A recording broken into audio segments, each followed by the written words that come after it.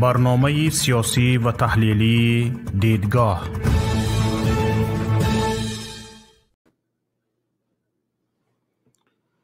السلام علیکم و رحمت الله و برکاته. تماشاگران عزیز گرامی، خوش آمدید به برنامه تحلیلی دیدگاه. چنانه که همه شما از اعلان های ما آگاه شدید، امروز ما درباره شکار امام خطیبان و علمای دین در تاجیکستان صحبت میکنیم.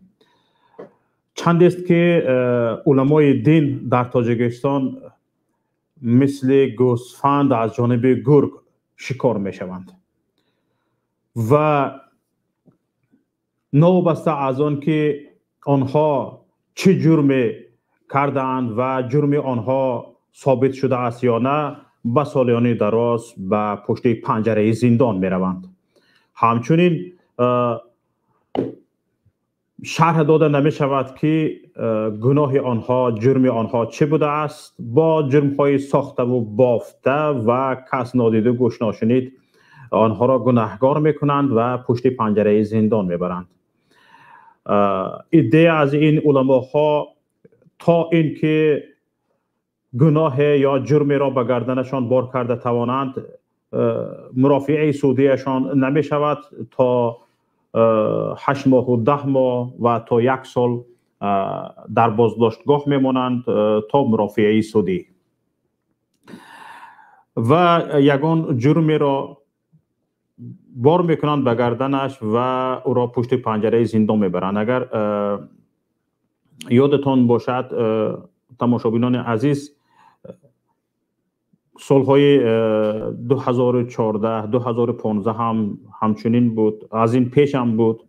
در همان اوج بازداشت علمای دین سال 2015 یکی از دوستان ما از ناحیه اسفره که 11 سال زندانش کردند و حالا در زندان قرار دارد،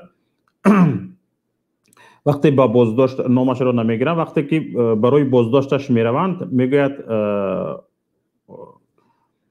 خواهش میکنم لط و کوبم نکنید، من فرزند ارکه پدر مادرم بودم، یگان کس ما را یک اپاق نزده است، من تا به طاقت یک شپلاق شما را ندارم، هر چی گفتید بگویید من می نویسم امضا میکنم، فقط نزنید. و حکم سلفگی را به او دادند و او عین حال 5 سال می شود که در زندان است و به او 11 سال دادند.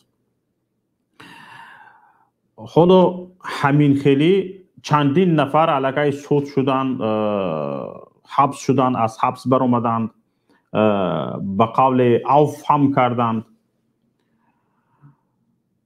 حالا باشد سال گذشته تقریبا 120 نفر علمای دین را که نه فقط آنها علمای دین بودند، حتی در دانشگاه ها درس می دادند، درس می گفتند، متخصصان خوب هم بودند، مرافعه آنها طول 1 سال دوام کرد و همین قریب 10 روز پیشتر حکم سودی آنها برآمد. کمش 5 سال گرفتند تا 12 سال، 13 سال، 23 سال با آنها حکم داده شد. حالا باشد طول چند روز آخر است که باز شکار علما اوج گرفته است و چندین نفر را بعد از جنازه دام الله حکمت الله تاجیک‌آبادی بازداشت کردند، از جمله عبدالحق عابدوف و 1 نفر دیگر. باز از بازداشتش امروز خبر شد یک امام خطیب دیگر که شاگردی امان الله نعمتزاده سابق رئیس شورای علمای دینی تاجیکستان بوده است، 1 نفر 42 ساله.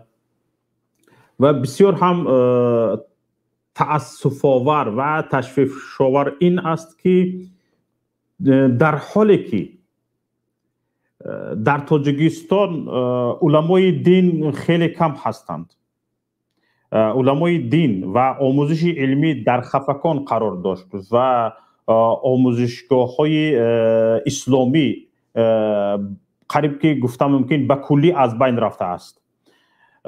در تاجیکستان از 28 مدرسه اسلامی که وجود داشت حالا یگان تاش نمانده است بجز یک دانشگاه اسلامی که در دوشنبه قرار دارد. در یگان نواحی کشور یگان مدرسه وجود ندارد. در یگان نواحی کشور یگان مدرسه وجود ندارد و علماها زیر فشار قرار دارند و عجابتش در اینجا است که چرا علماها هم فشار آورده می شوند و هم آنها پیش قدم ترین علماها پشت پنجره زندان می روند. اینجا سوال هایی به میان می بیاید که از این پشت پنجره زندان کردن علماهای اسلامی حکومت چی می خواهد؟ حالا آنکه آنها شخصانی متشدد نیستند، شخصانی افراطگران نیستند، اکستریمیست نیستند، تروریست نیستند. اکستریمیست تروریستی اگر میخواستند در داخل تاجیکستان مثلا امام خطیب نمیشدند، امام خطیبی نمیکردند. هر یک این امام خطیب هایی که هستند از چند کنسولتاسیه و از چند اتستاتسیه میگذرند و چندین نفر اینها رو توصیه میکنند که واقعا انسان های خوب هستند، انسان هایی هستند که اینها به دولت به حکومت خفناک نیستند، افراطی نیستند و خیلی عقیده و اندیشه های موافق و همردیف با حکومت کشور هستند و بعد از این اینها امام خطیب میشوند و باز چی اینجا مشکلی پیش می آید که باز از سر نو اینها افراطی می شوند، عقیده های جا به جا هر وقت که به حکومت لازم شد در اینها عقیده سلفی پیدا می شود و با این جرم آنها چی می شوند؟ با این جرم آنها محکوم به زندان می شوند، حبس می شوند، بازداشت می شوند، پرسجو می شوند. انا برای همین هم برادران عزیز گرامی ما با برنامه امروزه دیدگاه یکی از علمای دینی کشور، یکی از عالمی جوانی که در فراگیری علوم اسلامی خیلی زحمت کشیدند در یک و حالا با ما هستند. میخواستم اون کس را به شما معرفی کنم. این کس اسلام الدین سعیدوف هستند و خیلی از علوم اسلامی با خبر هستند و میخواستم این برنامه امروزه را همراه این برادر گرامی اسلام الدین سعیدوف گرفته بریم و هر نفری که خواهش اشتراک کردن در این باره در این برنامه ما دارید مرحمت با ما پیوندید. سلک پیوستن با ما در اپیسان در زیر نوار گذاشته شده است و شما هم می توانید توسط رقم واتساپ که حالا در نوار گذاشته می شود با ما پیوندید و چیز معلومات حرف گفتنی هستید در این باره می خواهید ارائه کنید بفرمایید. حالا برادر عزیز گرامی اسلام الدین سعیدوف خوش آمدید به برنامه تحلیلی دیدگاه. به نام خداوند بخشنده مهربان، سلام و درود بر آخران پیام رسان الهی حضرت محمد مصطفی صلی الله علیه و سلم و اصحاب و خاندان پاکشان. السلام علیکم برادر شوکت جان و همه بینندگان عزیز شما و هموطنان گرامی، ما در خدمت هستیم. اگر تشکر به شما. حالا من سوال اولین من این است که به گمان شما چرا در تاجیکستان این گونه بازداشت ها و شکار علمای دین صورت میگیرد؟ اساساً به فکر شما، به اندیشه شما همچون یکی از این علماهای دینی کشور چی است؟ خب تشکر.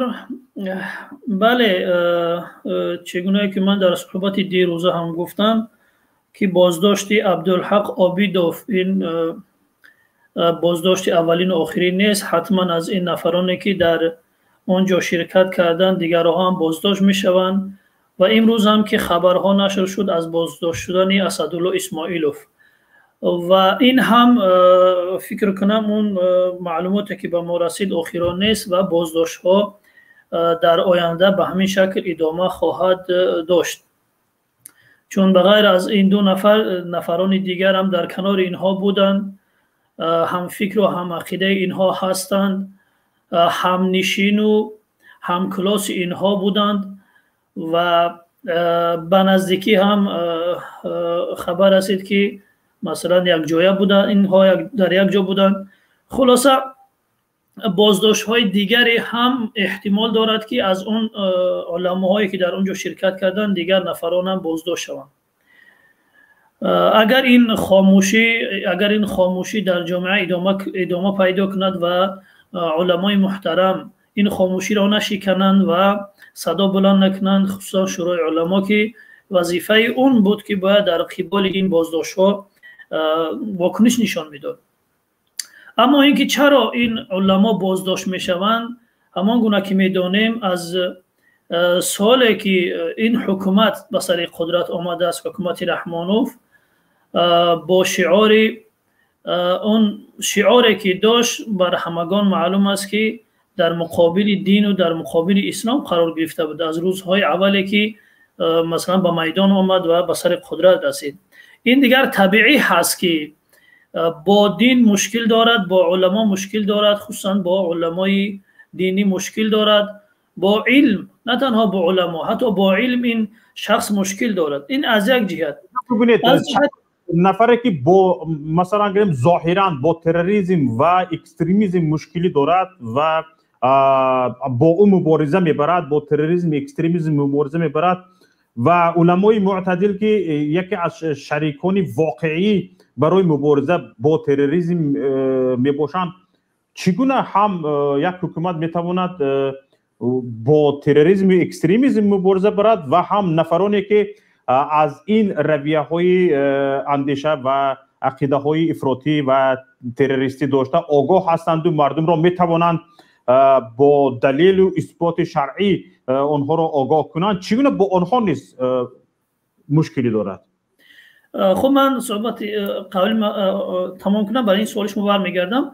و دیگر اینکه این طبیعت خودکامگان و دیکتاتوران همین هست که همیشه با علما و علم و دانشمندان مشکل دارند. این طبیعی هست. اما در مورد سوال شما، اگر واقعا این شعارهایی که حکومت رحمانوف میدهد، رژیم تاجیکستان امروز میدهد که با تروریسم و اکستریمیسم مبارزه میبرد، اگر اینا واقعی هستند، هیچگاه با این اعمال غیر قانونی دست نمیزد. اما این همه شعارهای مردم فریبانه هستند. مثلا ببینید که یک حزب نهضت اسلامی که حزب رسمی و قانونی بود، این را با همین بهانه بست و این یک بهانه هست برای سرکوب کردن آزاداندیشان، سرکوب کردن خب همه اون نفرانی که در جامعه حرف حق را میگویند. این از نگاه من یک بهانه بیش نیست. این که میگوید من با تروریسم مبارزه میبرم، اول اینکه در تاجیکستان کی هست تروریست؟ آیا چنین قوه وجود دارد در کشور؟ تا این حال وجود داشت که مثلا رحمانوف با اون مبارزه برد؟ یعنی این یک بهانه هست. اول اینکه برای جلب کردن کمک های خارجی، مبلغ های کلان از خارج که من با مثلا گروه های تندگرا مبارزه میبرم، و دوم اینکه به خاطر سرکوب کردن آزاداندیشان. هر نفری که سخن حق را در مقابل حکومت رحمانوف بگوید، حتما با یکی از بهانه های ساخته اون زندان می شود، یا اینکه تروریست عنوان می شود، یا تندگرا مثلا عنوان می شود، یا اینکه سلفی و دیگر. کدام یکی از اتهاماتی که تا امروز حکومت رحمانوف در مورد مخالفینش استفاده کرده است، کدام اونها درست بود، کدام اونها راست بود؟ از مثلا زندانی شدن زید سعید بگیریم، یا که از زندانی شدن اعضای گروه 24 بگیریم، از مثلا زندانی شدن اعضای حزب نهضت اسلامی تاجیکستان بگیریم، یا که از زندانی شدن به قریبی 800 و قریب 20 نفر مثلا تحصیل دیده های کشور ببینیم کدام یکی از اتهامات حکومت در مورد زندان کردن اینها راست بود و درست بود که اینجا بگوییم که مثلا این حکومت با واقعا با تندگرای مبارزه میبرد. یک این بهانه بیش نیست و هر وقت خواست با این بهانه میتواند مخالفین خود را آزاداندشان را خوب سرکوب کند. این یک بهانه از نگاه من بیش نیست و در هر مورد و هر جایی که خواست از اون استفاده میکند. اگر واقعا فکر و ذکر حکومت یعنی از تندگرایی خوف می داشت هیچگاه دست به چنین اقدامات نمیزد. یک حزب رسمی قانونی، حزب معتدل در تاجیکستان فعالیتش را بسته کرد. همه روحانیانی که در مقابل این پدیده ها صحبت میکردن، در مقابل این پدیده ها می ایستادن، خودی همین 2 نفری که مثلا بازداشت شد، همین ها همیشه پایبند و پیرو مذهب امام ابو حنیفه بودند.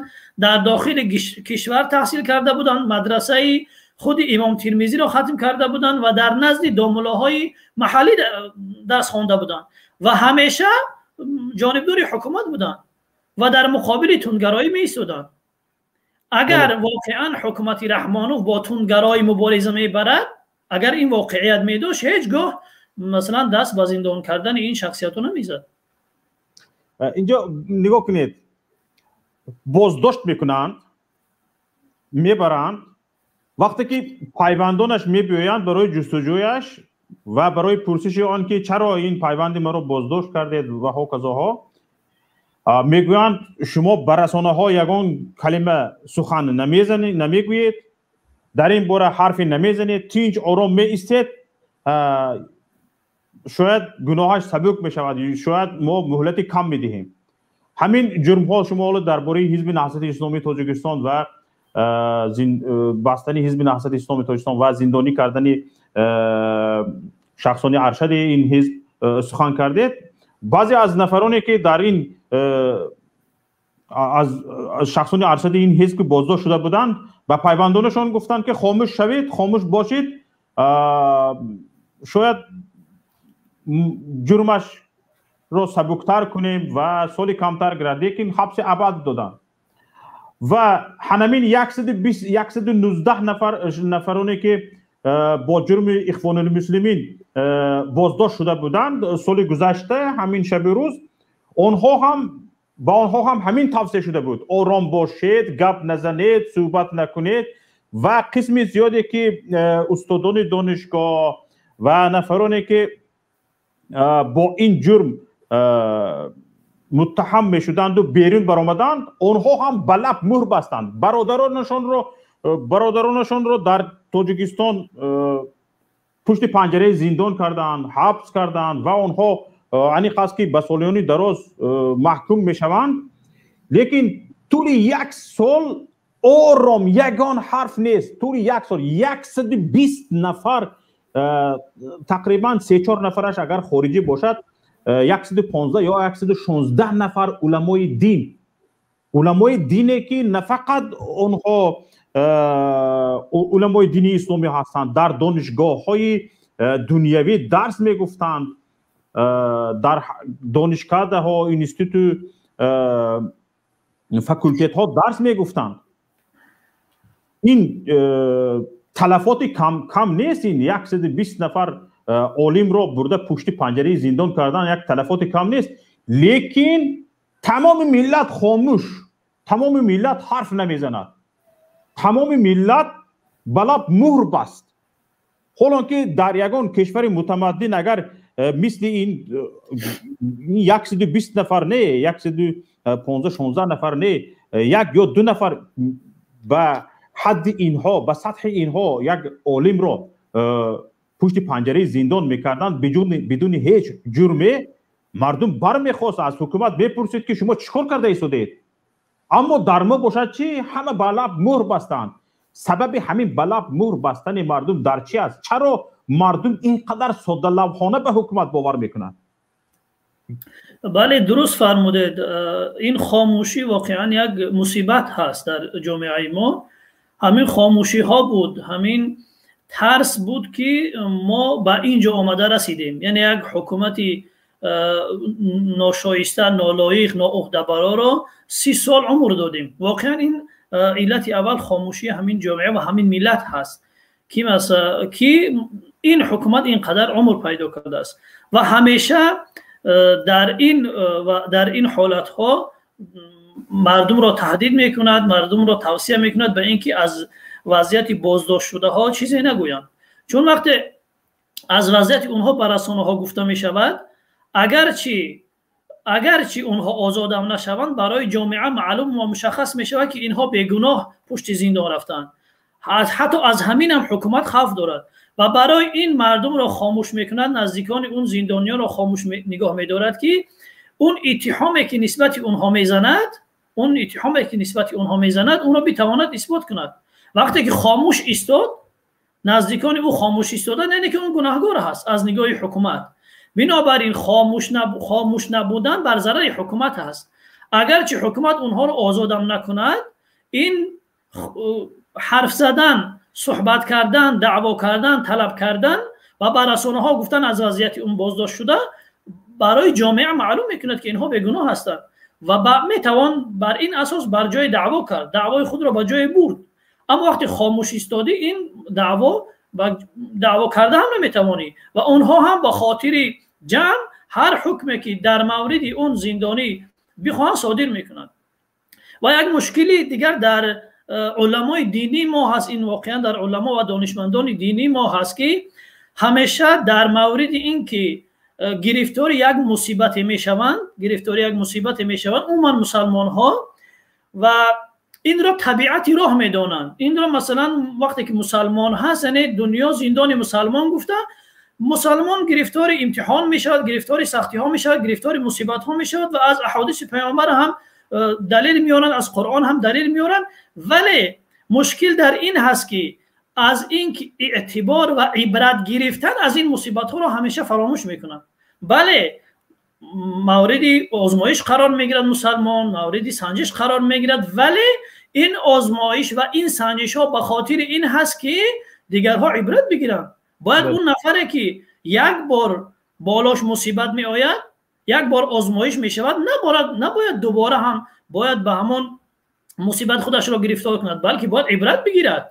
وقتی دیدیم که در طول این همه سال خاموشی ما سبب شد که هرچی بیشتر دست این حکومت دراز شد، هرچی بیشتر قدرت پیدا کرد و هر کاری که خواست در حق ملت کرد، مسجدها را بست، مدرسه ها را قلف زد، خب همه علمای سرشناس را از منبر پایان آورد، دست بس خوب سطری خواهران ما زد، خب ریشی جوانان مسلمانان را تراشید، آخر آمد مثلا این قدر دانشمند را وارد زندان کرد، باز هم برایش بسنده نیست، دست درازی میکند به نفرانی که خود اون حکومت اونها را تعیین کرده است و از موقع حکومت پشتیبانی میکند. یعنی این طبیعت ظالم هست. برای همین خودکامگان، ظالمان اگر در مقابل خود مانعه نبینند، تمام مرزها را تجاوز میکنند. یعنی این طبیعتی یک دیکتاتور و یک خودکامه است. اگر در مقابل خود مانعه ندید، همه مرز رو تجاوز میکنه تا اونجا که خود را برای آن اینقدر گستاخ شده است که از جانب ملت، از جانب مردم یعنی واکنش نمیبیند. بله، این علتش همین است. همین رو گفتم که این یک دیکتاتور خودکامه وقتی مانع در پیش خود نمیبیند، همه مرزها را تجاوز میکند تا اونجا که خود را خدا اعلام میکند. این در تاریخ ثابت شده است. اما وقتی که میبیند که در کنال مظلوم یک سلاحی هست، مظلوم سلاح دارد، مظلوم دارد در مقابل او میستد، اون هم عقب نشینی میکند. یعنی همین این قدر قصه های قرآنی که در مورد یکی از حکمت ها و فلسفه های این که در قرآن این قدر قصه ها ذکر می شود همین هست که و بیشتر اون قصه ها هم در مورد مبارزه حق طلبانه، مبارزه برای پایداری عدالت در مقابل مستبدین و خودکامگان هست. فرعون، نمرود، همه این ظالمینه که در قرآن ذکر می شود، در مقابل اینها مبارزه صورت می گیرد ذکر همه این قصه ها به خاطر این هست که این یکی از بزرگترین مصیبت و مشکلات در پیشروی جامعه ها است. به همین خاطر است که اینقدر قصه را خداوند در قرآن ذکر میکند و راههای مبارزه با اون را بیان میکند تا اینکه مردم، انسان ها از این تجربه ها عبرت بگیرند و نگذارند که این خودکامگان و این مستبدان همیشه بالای گردن اونها سوار باشند و وظیفه و مسئولیت اونها است که باید در مقابل اینها بایستند. اما وقتی که نایستادن، با ظالم همراهی کردن، خداوند اون ظالم را بالای اینها مسلط میکند. یکی دیگر این که بزرگترین بلا همین دیکتاتورها، مستبدها هستند که خداوند با واسطه اونها این گونه اقوامی ترسو، این گونه اقوامی تنبل، این گونه اقوامی نمیدانم از دستشون هیچی کار نمی آمده را مجازات میکند. یعنی این وظیفه اگر میخواهید که از این ظلم و ستم رهایی یابید، باید در مقابل اون بایستید، ولی دیگر اما دیگر چاره ندارید. خداوند نمی آید مسئولیت و وظیفه دنیوی شما را انجام بدهد. خداوند برای شما پیامبر فرستاده است، راه و روش مبارزه با مستبدین را در هزارها آیت برای شما شرح و تفصیل داده است که چگونه باید در مقابل ظالمان بایستید. یعنی این راهنمایی، خداوند تنها شما را راهنمایی میکند. شما وظیفه دار هستید که در مقابل ظالمین بایستید. خدا نمیآید در دنیا مسئولیت وظیفه شما را انجام بدهد. اگر شما نایستادید، در مقابل ظالم نایستادید، چنان باقی ما خواهید ماند، تا ابد شاید باقی خواهد ماند. خودی مردم عزیز تاجیکستان همین است که در حدیث داریم، ما در روایت داریم که میگن کما تکونو یول علیکم، چگونه که شما باشد خداوند بالای شما و مثل شما میارد. ببینید اینجا من میخوام این رو از شما بپرسم که این آیت هایی که شما گفته ایستادید، از تاریخ اسلام یادآور شده ایستادید، از قرآن یادآور شده ایستادید، اون علمای اسلام هم که پشت پنجره زندان شدن، ساده لوحانه اونها رو نیز میدونن. لیکن چرا اینقدر تاجیک زود باور و ساده لوح شده است و چرا اینقدر همین علمای اسلام به حکومت یک ظالم اینقدر سخت باور کردند و حکومت توانسته است اینها رو باور کناند که آرام باشند، هرچند پشت پنجره زندانشون میکند، هرچند برایشون ظلم میکند، هرچند تضییق میبیارد، فشار میبیارد، ریششون رو میتراشد، سطر زنشون رو به در میکند، در همین حالت خاموش باشند و یک تا این ظالم چیندن گیرد همهشون رو. چرا چنین است؟ با وجود آن که راهنمایی از قرآن و سنت دارند که با ظالم چگونه باید مناسبت کرد، در این حالت ها باید چیکار کرد، شاید یگان عقیده و اندیشه طبق مذهب باشد که ظالم هر چی بالای سرت بیارد سرت رو خم کن بیست. همین خیلی گپ هم شاید وجود داشته باشد که تا این حد علماهای ما سرخم شده اند و یک تا چیندن میگیرد، همشون رو گرفته برده پشت پنجره زندان کردن میگیرد، دیگراشون خاموش هستند.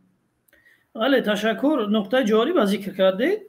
اما اینکه در مذهب چنین تعلیماتی باشد، وقتی که در اسلام نباشد، وقتی که قرآن عکس چگونه گفتیم هزارها آیت در مورد مقابله و مبارزه با مستبدین و ظالمان هست، چگونه در مذهب باید باشد؟ خود ابو حنیفه رحمت الله علیه ببینید 2 مرتبه از جانب خلیفه های وقت دعوت به همکاری می شود، در 2 مرتبه انکار میکند. در دوره دولتداری اموی ها از اون درخواست می شود برای گرفتن منصب قضاوت، اونجا هم انکار میکند، قبول نمیکند و اون چقدر موردی ضرب قرار میگیرد که از اونجا از بغداد فرار میکند. 2 سال در حجاز در هجرت هست. بعد رفتن دولت اموی ها باز در مثلا در زمان خلافت عباسی ها باز برای او دعوت به قضاوت میشود، باز هم در اونجا قبول نمیکند، باز قبول نمیکند. چون که میدانست که این حکومت ها بر اساس معیارهای شرعی، بر اساس ارزش های شرعی روی قدرت نآمدن. و همین خاطر بر اساس شورا و مشورت امت اسلامی جامعه مسلمانان با وجود آمده است. به همین خاطر قبول میکرد و مشاهده میکرد که چی مناسبت اینها با مال دارن، چی مناسبت با مردم دارن، چی مناسبت با انسان ها دارن. به این خاطر این بود که گفت که من صلاحیت این منصب را ندارم. وقتی خلیفه برایش گفت تو دروغ میگویی، در جواب گفت وقتی که من دروغگو باشم، یعنی دیگر معلوم است که گرفتن این منصب برای ما روا نیست. یعنی این قدر ایستادگی میکند. وقتی یکی از علمای دانشمندی دیگر برای نصیحت کردن این میآید که بیا بس کن، خلیفه قسم یاد کرد دست را شکنجه میکند، هم خلیفه قسم یاد میکند، هم امام ابو حنیفه قسم یاد میکند. اون قسم یاد میکند که تا اگر این منصب را با دوش نگیری من تو را رها نمیکنم. امام ابو حنیفه هم قسم یاد میکند که من این منصب را نخواهم گرفت. در این وقت است که یکی از دانشمندان اون زمان برای نصیحت کردن امام ابو حنیفه وارد میشود و او را نصیحت میکند که ببین که خلیفه قسم یاد کرده است، تو را رها نمیکند، تو مثلا قسمت را بشکن، این منصب را بگیر و کفاره قسم بده. امام ابو حنیفه در جواب میگوید که برای کفاره دادن قسم از من دیده بهتر خلیفه است، اون قادر است که کفاره قسمش را بدهد و قبول نمیکند. همین است که زیر شکنجه در زندان به هلاکت میرسد. چگونه وقتی که رهبری مذهب خود وقتی که چنین مناسبت میکند، چگونه در تعلیمات اون دیده میشود که مثلا در مقابل ظالم باید خاموش بیست.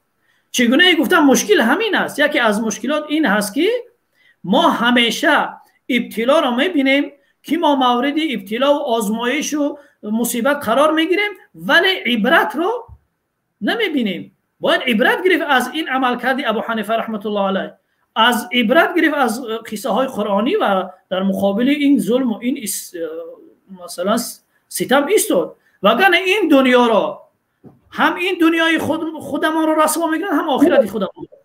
یعنی این خاموشی ما نه تنها بربادی قیامت ما هست، چون که در اونجا ما حسابات خواهیم داد در پیش خداوند که چرا تو خودت را میراثبر پیامبر گفتی، مورد احترام مردم قرار گرفتی، اما در وقتی که باید حرف میزدی نزدی.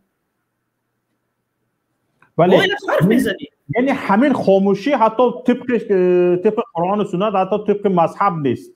بله خاموشی هیچگاه طبق مذهب نیست. وقتی عامه مردم همیشه سیری قوتی همین خودکامگان هستند.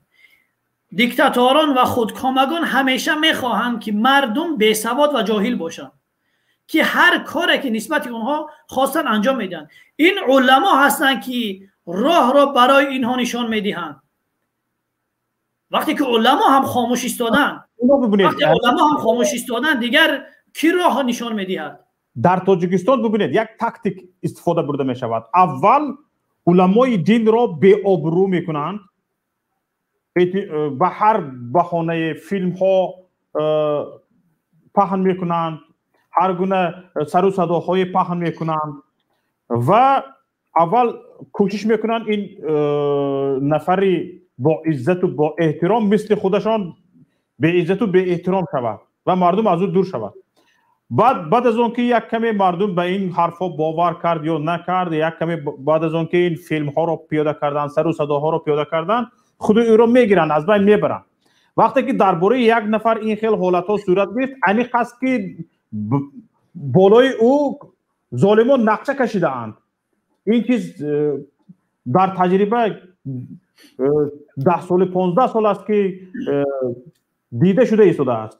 ولی چنان ساده‌لو هستند علمای ما، چنان خوشباور هستند که تا رفته پشت پنجره زندان شدنشان با ظالمان در چی هستند، هر مکالمه و رضایت خود به هر گونه اجرای فرمان، رضایت خود به اجرای هر گونه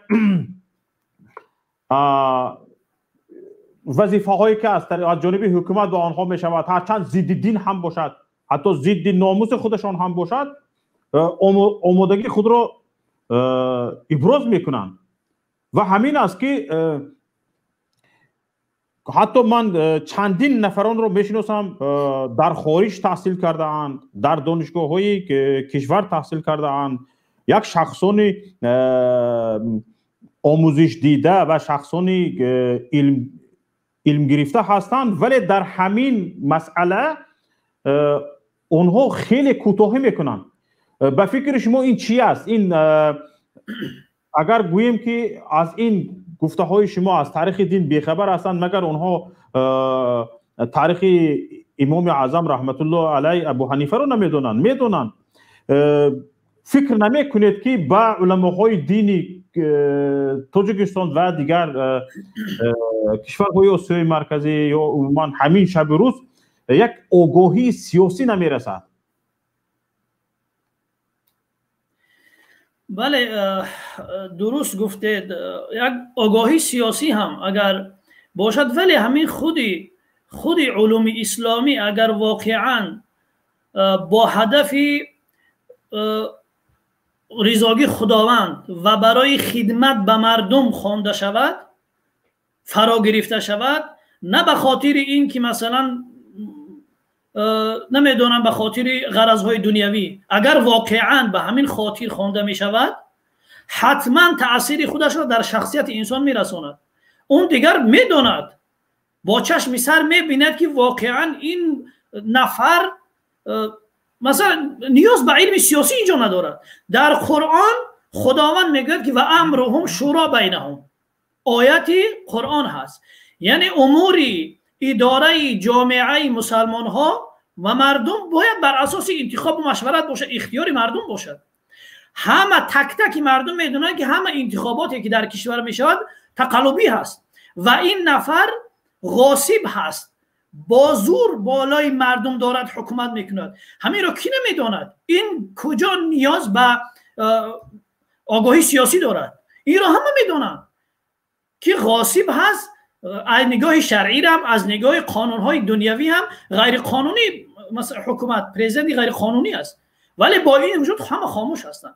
اینش کجا دیگر نیاز به داشتن آگاهی سیاسی دارد؟ خوب میدانن، همه این رو خوب میدانن، ولی برای گفتن حقیقت، گفتن واقعیت، واقعا جسارت لازم است. باید جسارت از خودگذشتگی لازم است. باید درک کنن که واقعا وظیفه و مسئولیت واقعی یک عالی و یک دانشمند چی هست. اینجا هست مشکلی. وقتی که مسئولیت و وظیفه خودش را تنها در امامت کردن میبیند، تنها در دعا خواندن چند نفر میبیند، تنها در درس گفتن چند کتابی نمیدونم 200 300 سال پیش میبیند، تنها نمیدونم در نصیحت کردن در مورد احترام پدر و مادر میبیند، در موردی نمیدونم استنجا، در مورد طهارت و نماز، در همین موارد محدود میکند. همین با انجام دادن همین اعمال اون احساس میکند که مسئولیتش رو انجام داده است، دیگر برای اون هیچ مشکلی ندارد. یعنی وقتی که مسئولیتش رو در این حد محدود میداند، دیگر با این وجود خودش رو میراثبر پیامبر میداند، برای اون دیگر مشکل نیست که کی از حکومت میکند، به کدام شکل حکومت میکند، با مردم چیکار میکند، با دیگرها چیکار میکند. وقتی که همین مقداری که اون دارد با اون اکتفا کرده است و برای رشد جامعه، برای دیگر مردم فکر نمیکند، برای او بسنده است همین مقدار، دیگه اون هیچگاه آماده نیست که وارد مسائل و قضیه های بزرگ شود. برای وارد این مسائل و این قضیه های بزرگ شدن جرأت لازم، مسئولیت لازم، خب بینش وسیع لازم، بصیرت لازم که درک کنی که در کدام وضعیت قرار داری. شناخت واقعیت برای یک عالم دینی از همه مهم است. اکثر ما از واقعیت واقعا خبر نداریم که در کشور چی میگذرد، در دایره های حکومتی چی میگذرد. این خیلی مهم هست. فکر میکنیم که هر چی که در کتاب هست با گفتن همون مشکلی حل میشود. این مشکلی هست، اینجا مشکلی هست. باید درک کنن که دیگر امروز زمان امروز زمان چند سال قبل نیست.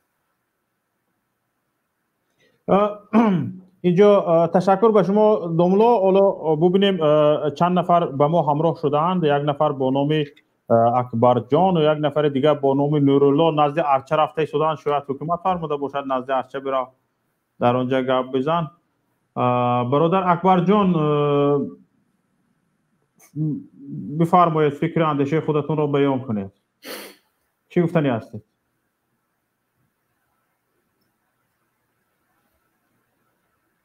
میکروفونتون رو گران کنید اکبر جان. بفرمایید.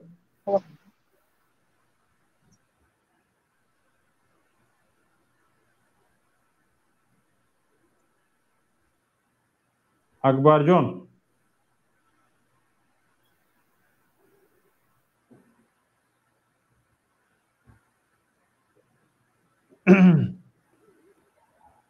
خب آمادگیتون رو ببینید، میکروفونتون رو درست کنید و با ما پیوندید. حتما به شما سخن میدیم. یک نفر دیگر بودن بر اومدن به فکر ما.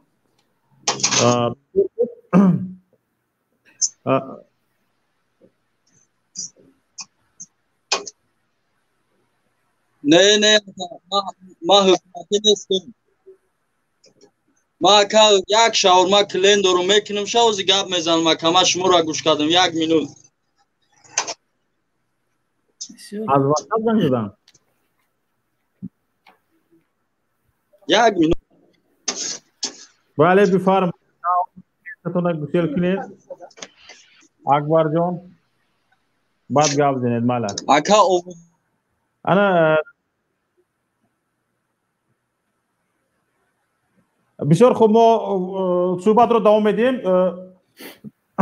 دوملا نگاه کنید. در همین حالا درباره نهضت گپ زدیم. در همین نهضت هم همین خیل شد. در همین نهضت هم همین خیل شد. وقتی که بازداشت ها سر شدند و چقدر نهضتی ها بودن که به همین حکومت خوشگمان بودن. خیلی وقتی با آنها گفته شد که بیرون برای این ظالم به یگان نفر شما رحم نمی کند، بعضی نشان گفتن که ما چگونه کردیم، کدوم قانون را ویران کردیم. وقتی نهضت قانونی بود ما فعالیت کردیم، غیر قانونی شد عرضه نوشتیم برآمدیم و همون عرضه نوشته برآمدگی ها کمش 2 سال 3 سال نشسته با سری خم عرضه نوشته عفو طلب کرده برآمدن. اکنون همین از یک ظالم در داخل زندان استاده، از یک ظالم عفو پرسیده با آزادی برآمدن،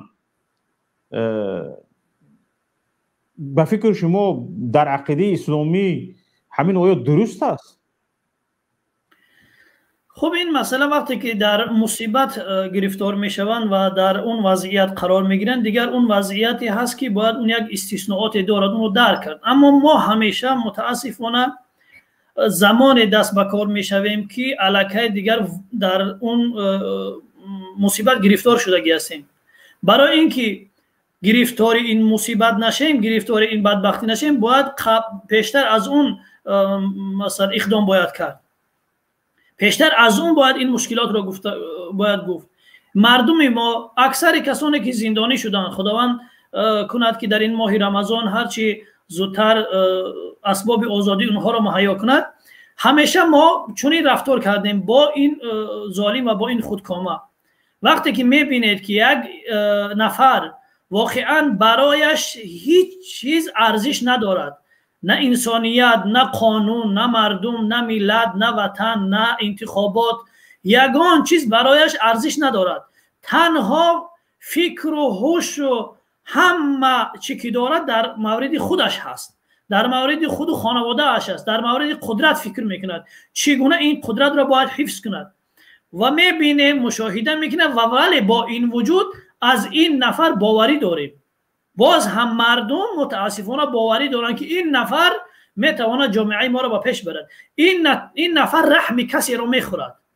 این نفر رحم کسی را میخورد. یعنی این یک نوع ترحم بر پلنگ تیزدندان هست. چگونه از من حیران میشم که از این نفر مردم چون این توقع را دارند و خواهش میکنم جناب عالی نمیدانم فلانی خب این کار انجام بده. این واقعیت واقعا خواهش کردن از یک درنده، خواهش کردن که مرا نگز یا دستی مرا نگیر، این واقعا سخت هم شد ابلهی است. باید طلب کرد درخواست کرد خود رو بازور گرفت. اکبر جان بفرما. اکو ممکنه یک سخن کنیم همین خیلی لشیدم و همین میگیم همین سخن بکنیم یگون جون نیفتیم که همین گپا بگیم. مثال همین اکا بکلا گریف اینا همین چی درو وردگمون بیا اک خیلی وقت سوچ رسید مورم بگیم اوخی. مثال ما یگون کس نمیترسیم اکا بی غیر زای اللهی توریسا. مثال همین نشوتی اکا عزت همون چی به همین دولتی و حکومتی و همین با یک گفته‌هایی که خودشون میگن که آدم‌ها را بهوده ترما نکنین، ایخلی نکنین، اوخلی نکنین. همین مردک چی گناه داشت که همین را قپیدن بردن. مثال نم اینا ما تیاریم، ما برادرایی که دارم که مثال تیارن اینا ما را بگیرن مثال ایواز کنن، ما را بگیرن خوینی وطن ببرن. اما اکر را ببرن اینا ما در مسکو ما مقصد غریب بچه ما صاحب نداریم. هوای آدم بود که ما را یا صحیبی میکرد، نگاه بین میکرد، دست میکرد، یگون گپ میشید میرفت گپ میزده پیش ما. مثال در حق همه آدم نورماتی کردنی چخیلی دولت دارشید، چخیلی حکومت دارشید. نماز خونی مسجد بدروی گناهگار میشید نمیمونند. عرق بخیری یگون کاری دیگه کنی نمیمونند. همه طرفا همه راه را بستگن. این مثال ما دیگه دلشید چی کنیم چخی بگردیم.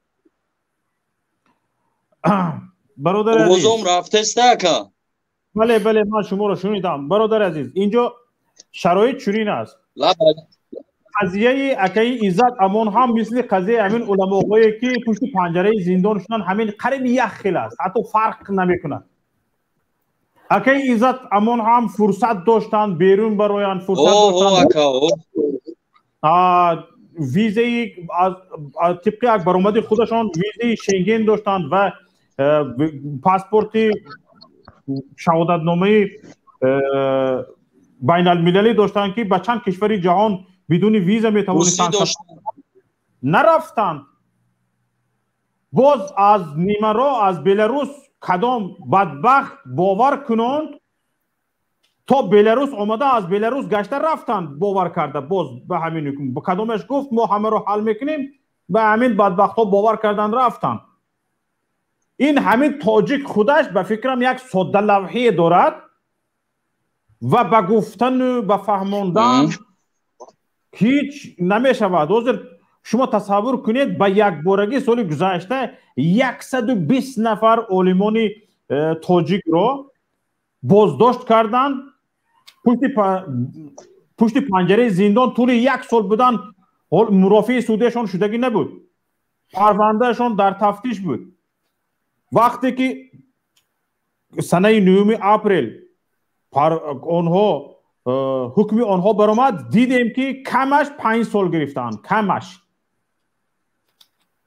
کمش 5 سال گرفتن و خیش و تبار آنها که ما میشناختیم، بعضیشون دوستمون بودن، رفیقمون بودن. وقتی میگفتیم همین مسئله رو رسانه‌ای کنیم نه آرام بیستیم همش خوب میشود، پول دادیم، مبلغ طلب کردن مبلغ دادیم، خانه رو فروخته دادیم، ماشین رو فروخته دادیم، انشالله حل میشود، گفته شده است حل میشود. همین خیلی گپ داشتن، همین خیلی گپ ها بود. بعضیشون خونهشون رو فروخته دادن لیکن هیچ بهبودی نشد. 11 سال گرفت، 8 سال گرفت، همین خیلی شد. ماشینشون رو فروخته دادن، زمین دیخونهشون رو فروختن، همین خیلی حالت شد. و تا همین درجه باور کردن پول مبلغی که کسی که گرفته است دیگه اینها رو نمیشناسد. و حالا ببینید چقدر مهاجران گفته شدن که عزت امان را خلاص کند. من دیروز بود در یک برنامه ما یک برادر گفت من 2 میلیون روبل روسی پول جمع کردم، خانه میخرم گفته به نیت خانه خریدن. اگر همون نفرانی که عزت امان رو با قلابی گناهکار کرده ایستادن، اگر دعواشون رو بردارم، من 2 میلیون روبل رو میفرستونم اونها بگیرن عزت امان رو آزاد کنن. ما به این درجه تا این حد ساده هستیم که 2 میلیون روبل رو میگرفته است عزت امان رو عزت امان آزاد میشده است. و همین با همین حالت در ما نفرانی هستند که خانه و جای خود، خانه و در خود را فروختن به همین ظالمان، بردن دادن و بر ضمن این پیوندشان در پشت پنجره زندان 5 سال، 10 سال، 15 سال، 20 سال، 25 سال باقی میماند. و باز بر ضمن همین مصرف ها آنها را در کنج زندان مجبور میکنند که از پیشوایشان عفو بپرسند، عفو گناه بپرسند. یک شخصی که جرم ندارد، یک شخصی که گناه ندارد، یک شخصی که به یگان جنایت دست نزده است، باید از پیشوا عفو پرسد. حالا یک نفر با نام حاجی برآمده اند، میخواهند صحبت کنند. مرحمت بفرمایید. سلام علیکم آقای شفقت. حالا بر شما شاید باز نوبت دهیم. بفرمایید حاجی. سلام علیکم. آوازای من اومده است؟ اومده است. بفرمایید. سلامتیتون نازای خوب در روزای رمضان. تشکر ما با شما هم دوستوز باشه. من همین دو تا سوال بله. همین دو تا سوال، یک تاش برای آقای عزت امونایی، یک تاش برای خیلی برادری اسلام جان گفت برای دوملوها. همین دو تا سوال هر همین سوال مقصد بگیریم. این ماسونو همین جمهوری تاجیکستان، ازبکستان، همین دولت های اسلامی را فقط ماسونو نمیمونن که دین اسلام برای مثال بگیریم وقتایی که بود 15-20 سال پیش خیلی دین اسلام همه حاجی ها حج شونه میکردن به یگان مقصد بگیریم پرابلم نبود برای یگان حاجی حج رفتن، برای یگان مقصد دوملو نماز خوندن، برای مثال بگیریم درس دادن برای مدرسه ها ده. این همین ماسونو آوردن به همین درجه رسوندن که پول قطعی با مبلغ کلان قطعی همین دولت های اسلام فقط ماسونو دتای دستی ماسونو موندگی ده. همین دوملوهای را که حوزی فایرات میکنن و حزب سلفی گفته و حزب هر چیز گفته زده سیان در کلاشون، همین ساخته های یکی همین بگیم که اوروینی همین سردنی اوروینی همین اسرائیل این جهوتا فقط میمونن که مقصد همین پول قطعی همین سردنی از یکدام دولتی که 98%، 99% مسلمان های همین رو فقط کمان داده است که همین ملاها و همین مثال بگیریم علمای دین مایده استا گایبان گرفتن در کرایو فقط فحش و فساد و همون کارهایی که مقصد بگیریم در اروپا میشه و در همین دولت های تاجیکستان و مثال ازبکستان و قرقیزستان همین را فقط ماسونا دودستیان. به نظر اینه اکم چی گفتن این مقصد همین سوالی ما؟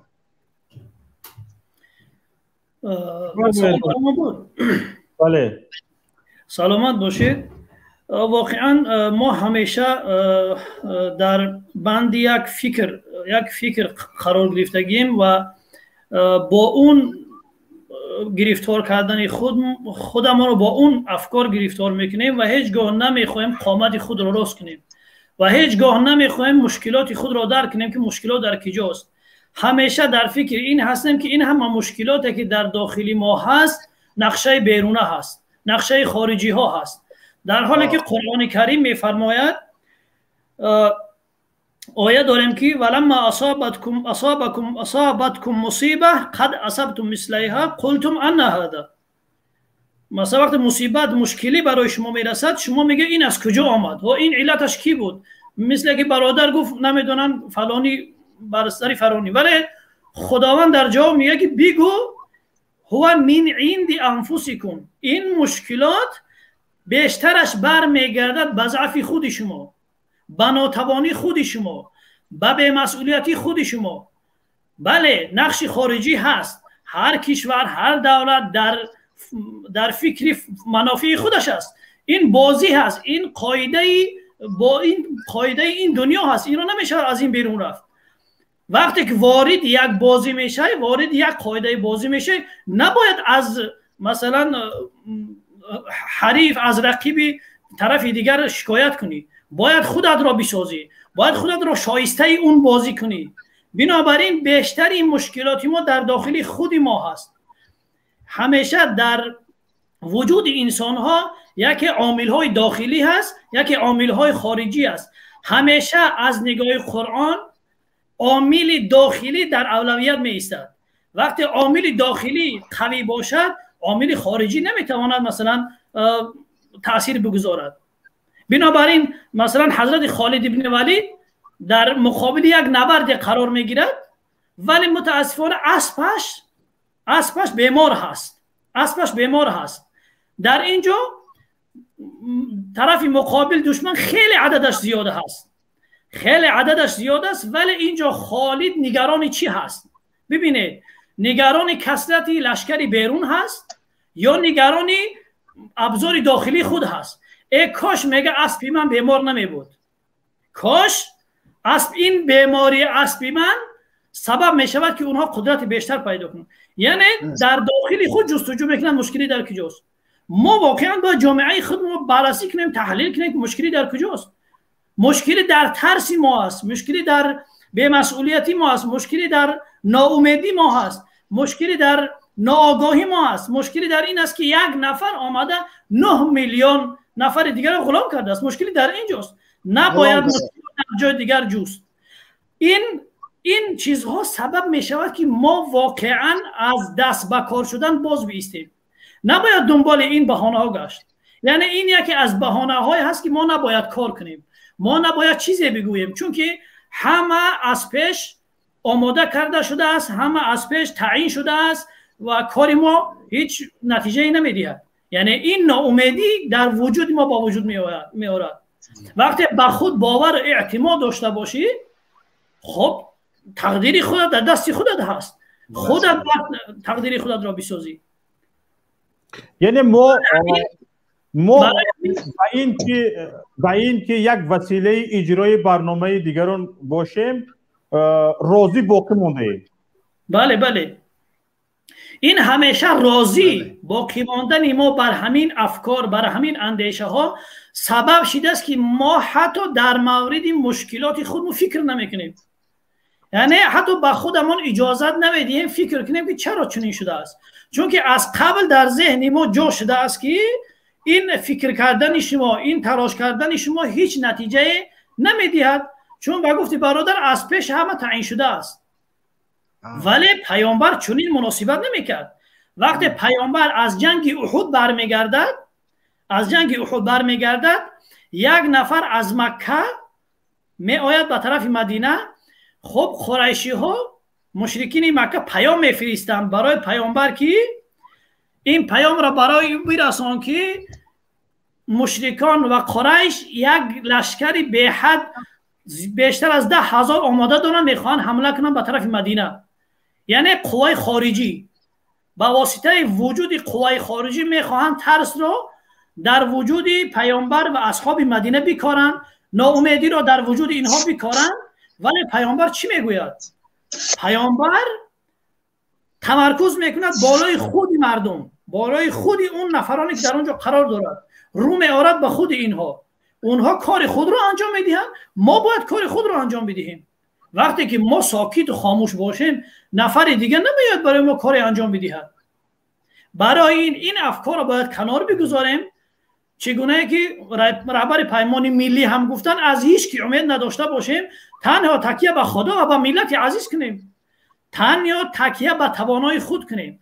ما تا حال درک نکردیم که ما چی توانایی ها داریم، چی توانایی ها ما داریم. واقعا ما توانایی داریم. اگر واقعا ما بخواهیم میتوانیم انجام داده این کار را، چون وعده الهی هست.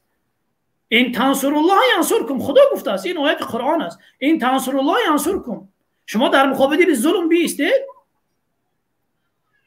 در مقابل ظلم بیستید، خداوند شما را کمک میکنه. ببینید شما نمیخواهید نفرانی که کسی شما رو کمک نمیکنه، از کسی هم امید نداشته باشید. نفرانی که در داخل هستند میگن شما در بیرون هر گپ رو گفتم میگیرید. این در داخل وضعیت دیگر است، باید همین گوش کنی، سرخم باشی، صدایت بیرون نبراید، صدا بلند نکنی. اگر که صدا بلند کنی بسیار اینجا وضعیت بی‌ضبط میشود. ما برای همین خاموش هستیم. درست این وضعیت رو فهمیدن ممکن، اما ببینید در حالی که ضد یک حکومت میگوید، ضد یک برادرت گپ زن میگوید، ضد اسلام گپ زن میگوید، ضد دینداران گپ زن میگوید، دینداران رو سیاه میگوید، بلبلکش میخونه. مثلا گپ نزدید، از دین گپ نزدید، بسیار خوب، یعنی از دین گپ زنید تو رو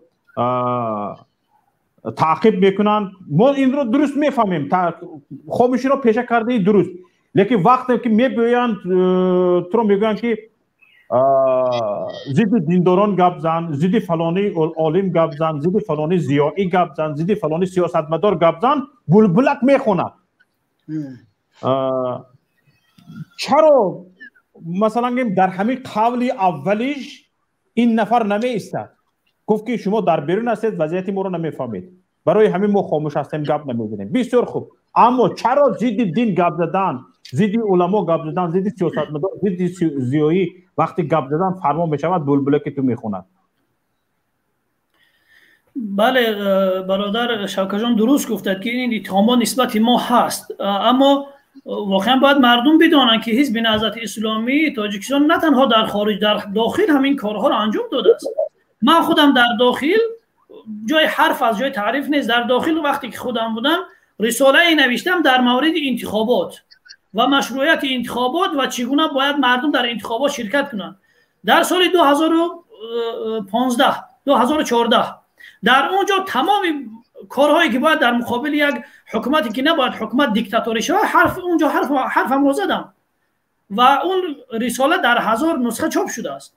و حتی سوال در اینترنت سوال شد، من در تاجیکستان بودم در وقتی که ممنوعیتی رفتن به مسجد بود، از من سوال شد که ما دانشجو هستیم و استاد اجازت نمیدهد که جمعه خانی برویم، وضعیت ما چی میشود؟ من گفتم که در اینجا فرض و عین هست، خواندن نماز جمعه فرض و عین هست.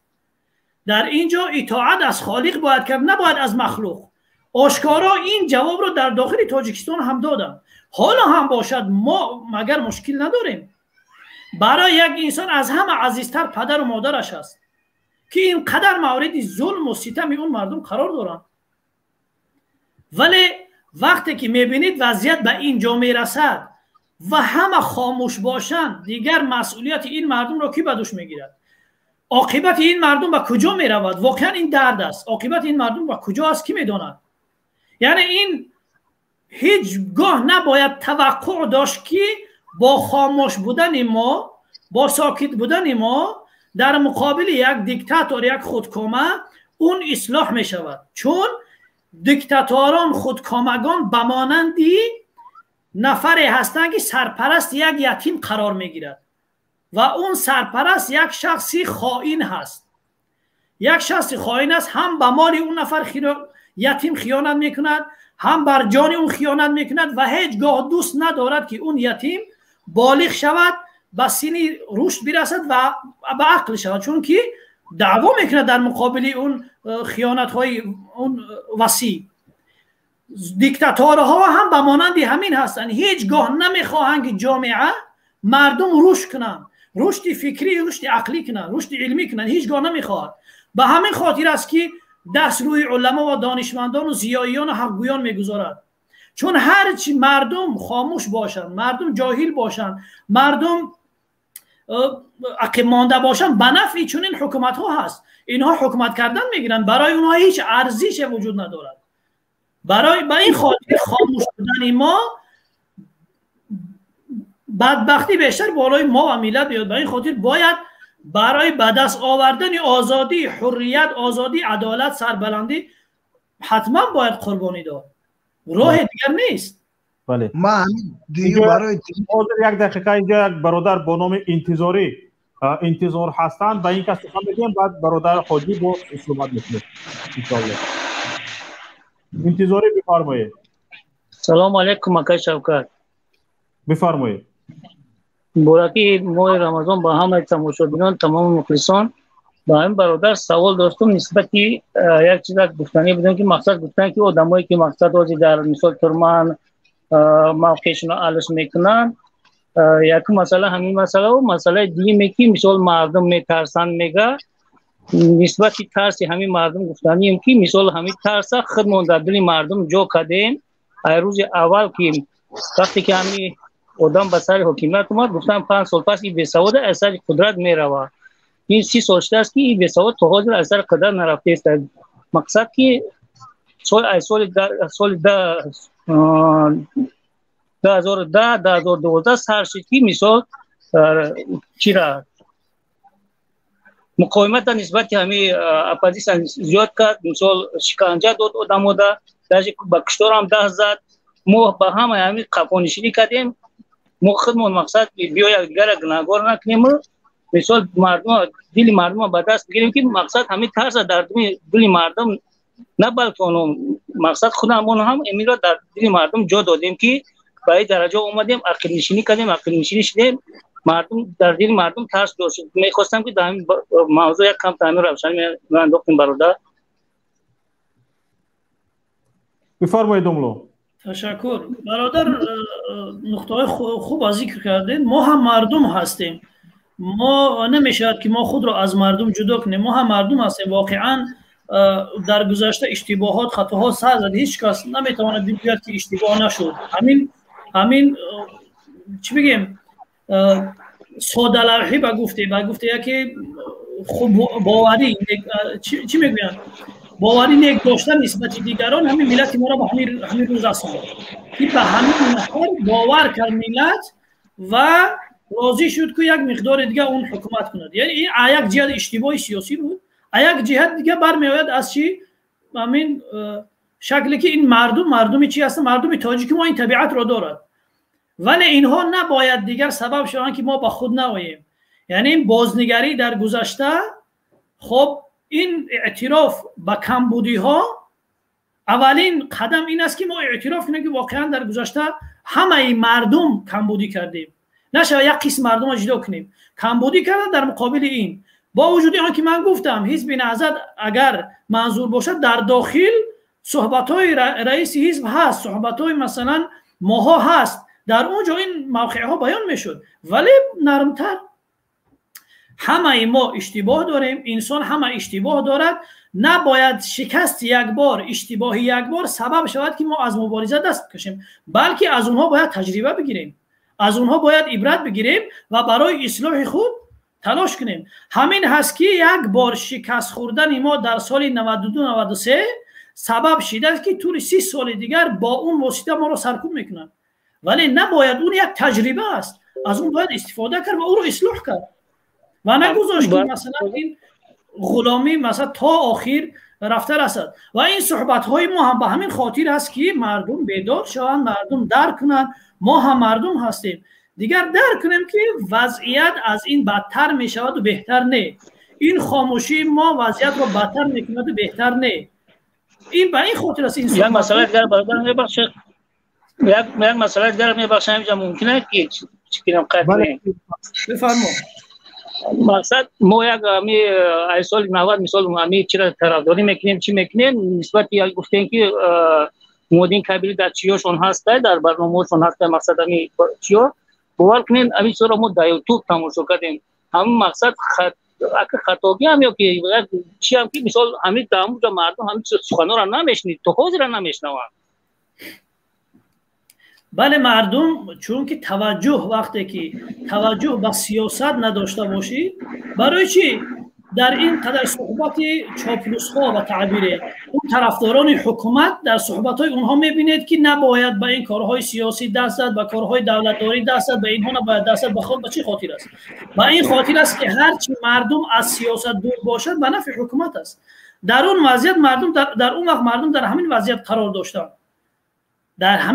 قرار داشتن، به خاطر دوری از سیاست، به خاطر نشناختن واقعیت، دنبال سیاست نشدن، از اینها بیخبر بودن. اگرچه این شخصیت ها در اونجا مبارزه می بودن، همین که اکثر اعضای حزب ریاست حزب نهضت در زندان به خاطر چی هست؟ به خاطر همین است که گفتن عدالت باید در کشور باشه، به خاطر همین زندان رفتن. یا که زید سعید به چی خاطر زندانی شده است؟ مقصود ابراهیم به چی خاطر؟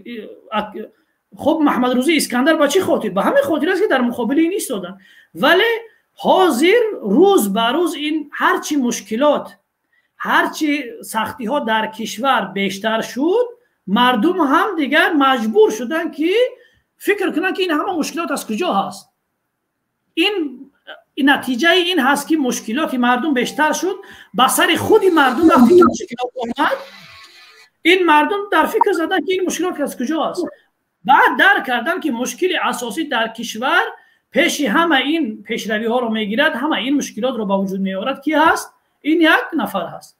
چگونه یکی از دانشمندان، یکی از فیلسوفان اسلامی میگه، من طوری 30 سال تحقیق کردم، میگه که سبب این همه بدبختی و عقب ماندگی مسلمان ها در چی هست؟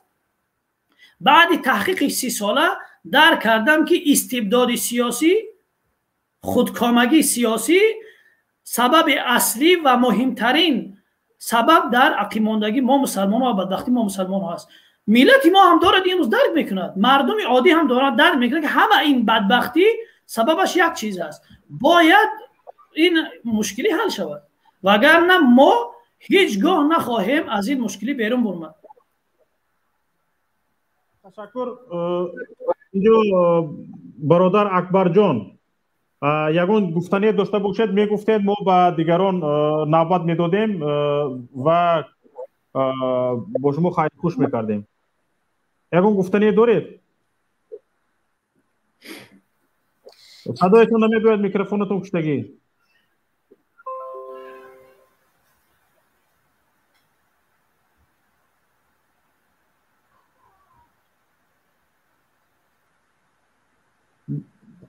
اکبر جان متاسفانه ما صدای شما را نمیشنویم، با شما خیر خوش میکنیم و نوبت رو به الکساندر میدیم. مرحمت بفرمایید. سلام علیکم. و علیکم السلام و رحمت الله و برکاته.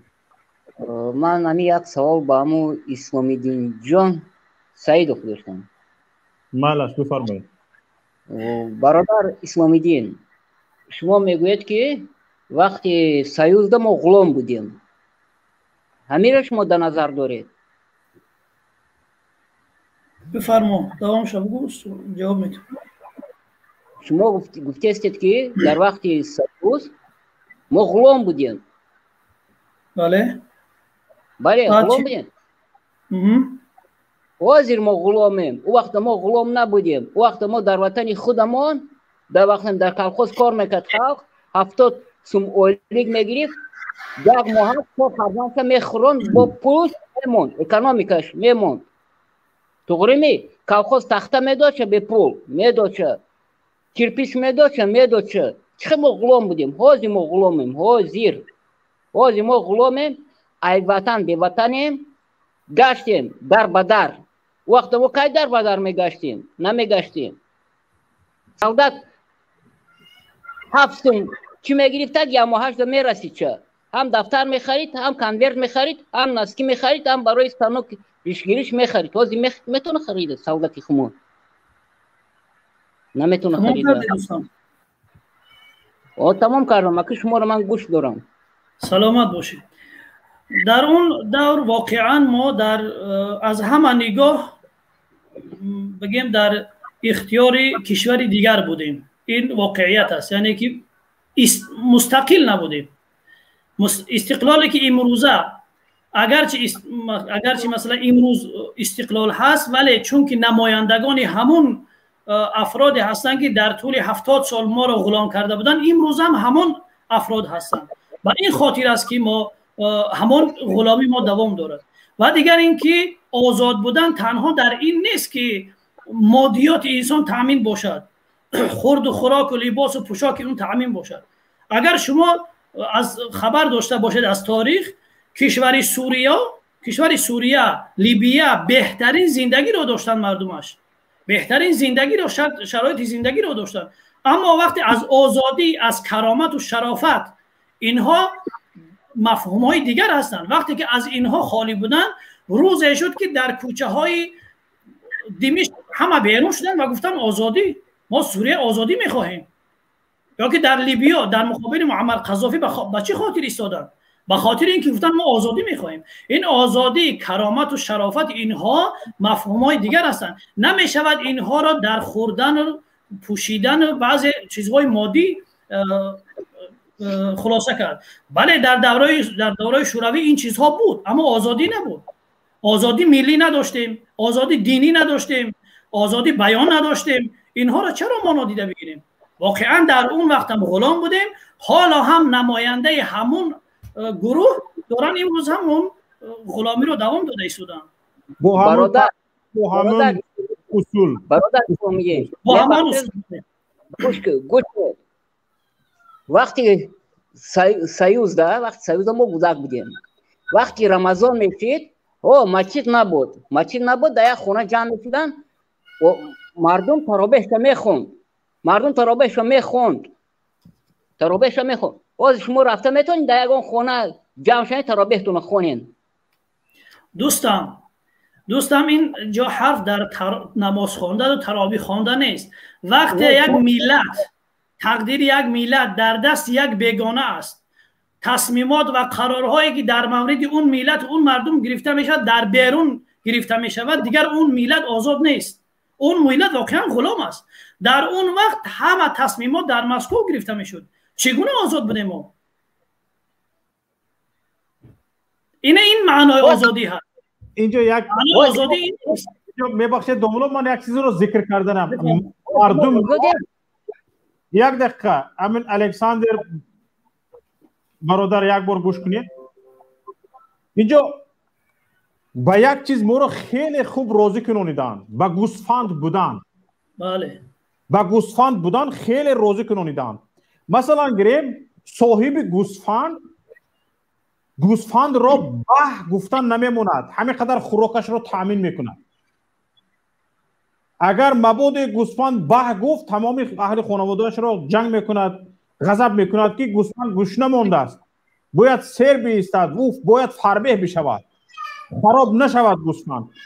آبش، علفش، خوراکش، همش را در جای تامین میکند.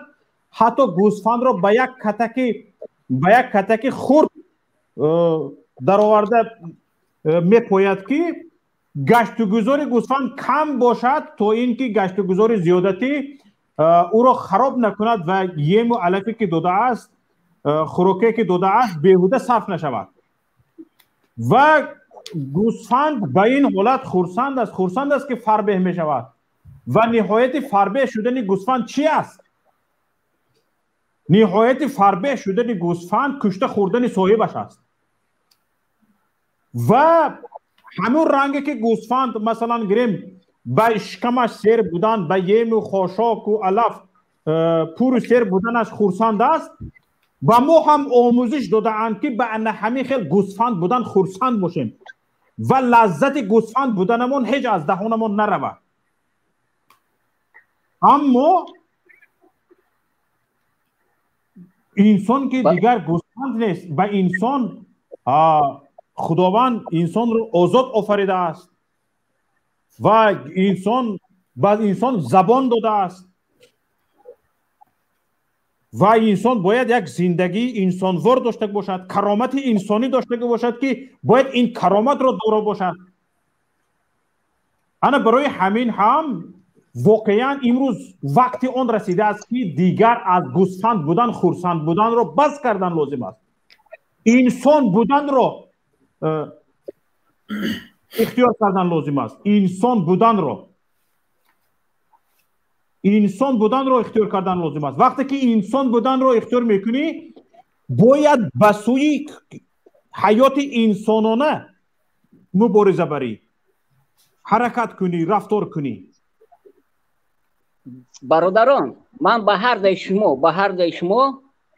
ده شما گفتنیم که تو اینکه در تاجیکستان نشود که تو کلوبی، تو حصاری، تو بدخشانی، تو لینوباتی، تو اوجه، تو ایجه تا همین چیز ای بین نروه ما آزاد نمیشیم. 1000 سال میلیون سال گذرد ما آزاد نمیشیم آزاد. برای ما نمیشیم آزاد، برای که ایا گربو سر نمیبروریم. گفتم توری با فکر ما درست میگید. بگذار برادر اسلام جان فکرشون بگویم.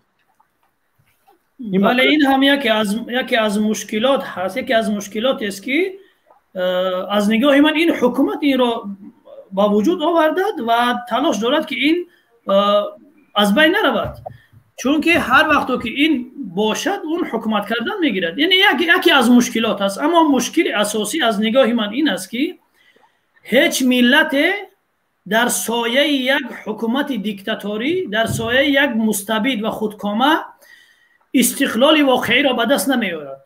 استقلال واقعی را به دست نمیارد، چون همیشه خودکامگان و مستبدان مربوط به نفر دیگری هستند.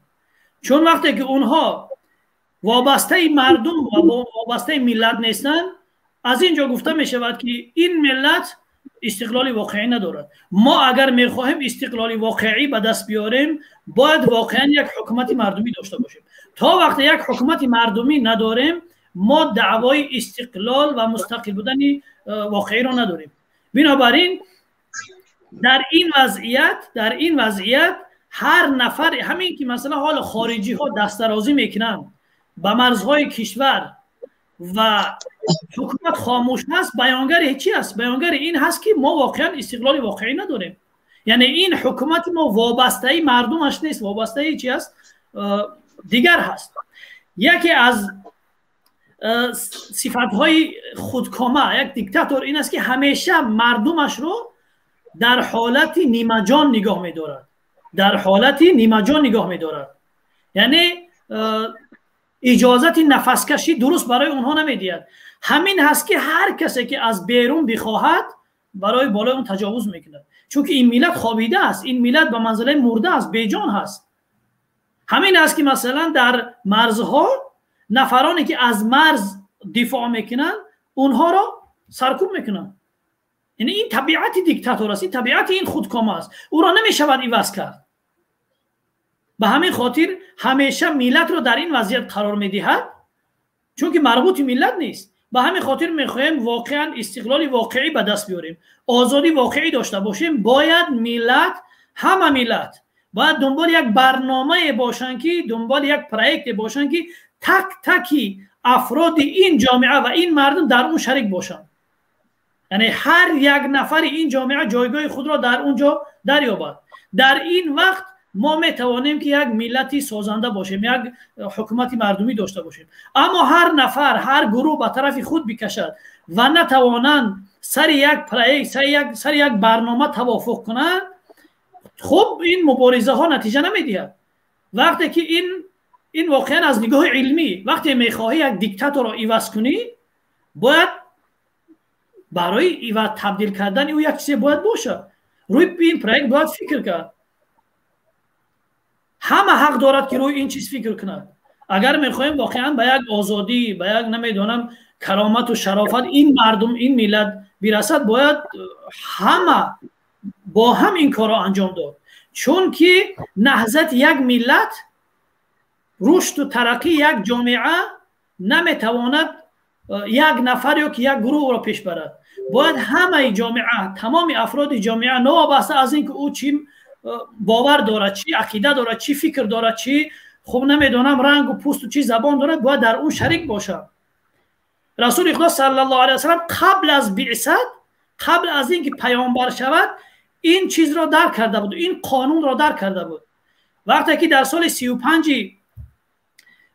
قبل از بعثت سیل مکه را ویران میکند، مکه را از بین میبرد و قرار میشود که اون باید ساخته شود. در اینجا در بین قبیله ها، در بین اقوام اون جا اختلاف روی میدهد. هر نفر میگوید باید این سنگی سنگ حجر الاسود رو من بگذارم. یعنی گذاشتن سنگ حجر الاسود در خانه کعبه در اون زمان بیانگر این بود که این نفر مسئولیتی نهضت این قوم و این ملت را به دوش دارد. ولی پیامبر وقتی که این به دوش پیامبر گذاشته می شود، پیامبر یک چادر را در زمین پهن میکند و سنگ را میگذارد و برای همه دستور میدهد که از هر گوشه این بردارید. یعنی سنگ ساختن جامعه، سنگ تحمل کردنی خوب رشد و نهضت جامعه نهایت سنگین هست، نهایت وزنین است. اون را نمیتواند یک گروه و یک شخص یک نفر به دوش بگیرد. باید همه مردم در اون سهیم باشد، از هر گوشه آن با هر تخصص و با هر چیزی که دارد باید بگیرد و اون را بالا کند. امروز هم ملت ما باید به این درک رسیده باشد که این قاعده است، این قانون است. اگر میخوایم واقعا ملت پیشرفت کند، واقعا میخوایم که ملت رشد کند، باید همه در این سهیم باشیم. نباید معیار یک نفر قرار بگیرد. معیار اینجا باید قانون باشد، معیار فکر باشد، معیار برنامه باشد، معیار پروژه باشد. من باید دو سوال شما آزادی رو در چی می‌بینید؟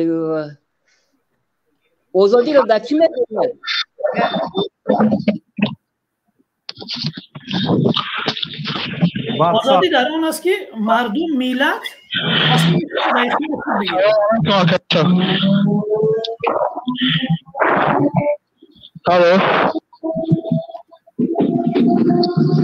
هالو لابای گپ زنید ما شما رو بشنویم.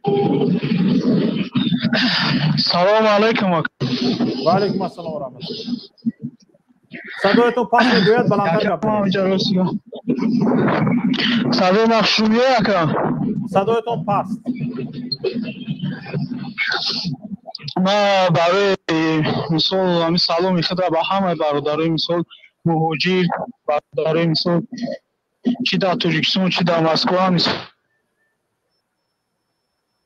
ما گفتانیم که در قضیه همین عزت همون خیلی مثال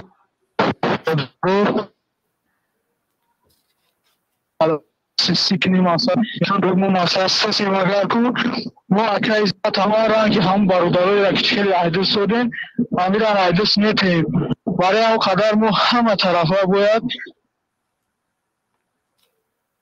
کوشش کنیم. بله تشکر به شما. برادر سلیم بفرمایید. سلام علیکم. دکتر شفقت. رحمت الله برکاته. من با شما یک سوال داشتم. از واتساپ بحثی که شما قوای اساسی پیشبرنده انقلاب مهاجران هستند، همین خیلی نه؟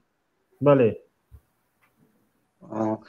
من با شما یک چیز گفتنی هستم که شما نمیتوانید تمام راهبران مخالفینی که در خارج کشور هستند همانها رو در یک جا جمع کرده مبارزه آینده یک برنامه تشکیل چی پلان‌ها چی پیشروی باید شود، چی کار باید انجام داده شود، مهاجرا چه خیلی رفتار کنند. گپتون رو تمام کردید برادر؟ بله. انشالله که با این حرف شما برادر اسلام الدین هم فکر خودشون رو خواهند گفت. فکر من اینجا این است که برادر عزیز گرامی امروز یا فردا وقتی که ما به این خلاصه میرسیم که باید متحد شد بر ضد دیکتاتور، بر ضد یک ظالم، باید با اتحاد، با وحدت، با همبستگی مبارزه برد. اگر ما به این فکر پخته رسیم حتما متحد میشیم. و امروز اگر فکر شما، سوال شما این باشد که چرا ما تا حال متحد نشده ایم، فکر من این است که یک گروه تا این حالت اگر پخته رسیده باشد، یک گروهی دیگر یا یک نفرانی دیگر تا این حال پخته نرسیدند که خلاصشون این شده باشد که نابسته از امبیتسه های شخصی یا از امبیتسه های گروهی باید به هم پیوست و در جمعیت که بودی، در جمعیت که هستی، نه همه گپی تو گپ می شود. در جمعیت اگر 5 نفر باشند، تو مثلا گریم نوبت یک بار میرسد در 5 گپ و همون گپت آیا قبول می شود آیا نه. و اگر به همین راضی باشی به جمعیت همراه میشوی و با جمعیت پیش میروی. اگر با این راضی نباشی تو با جمعیت بودن نمیتوانی.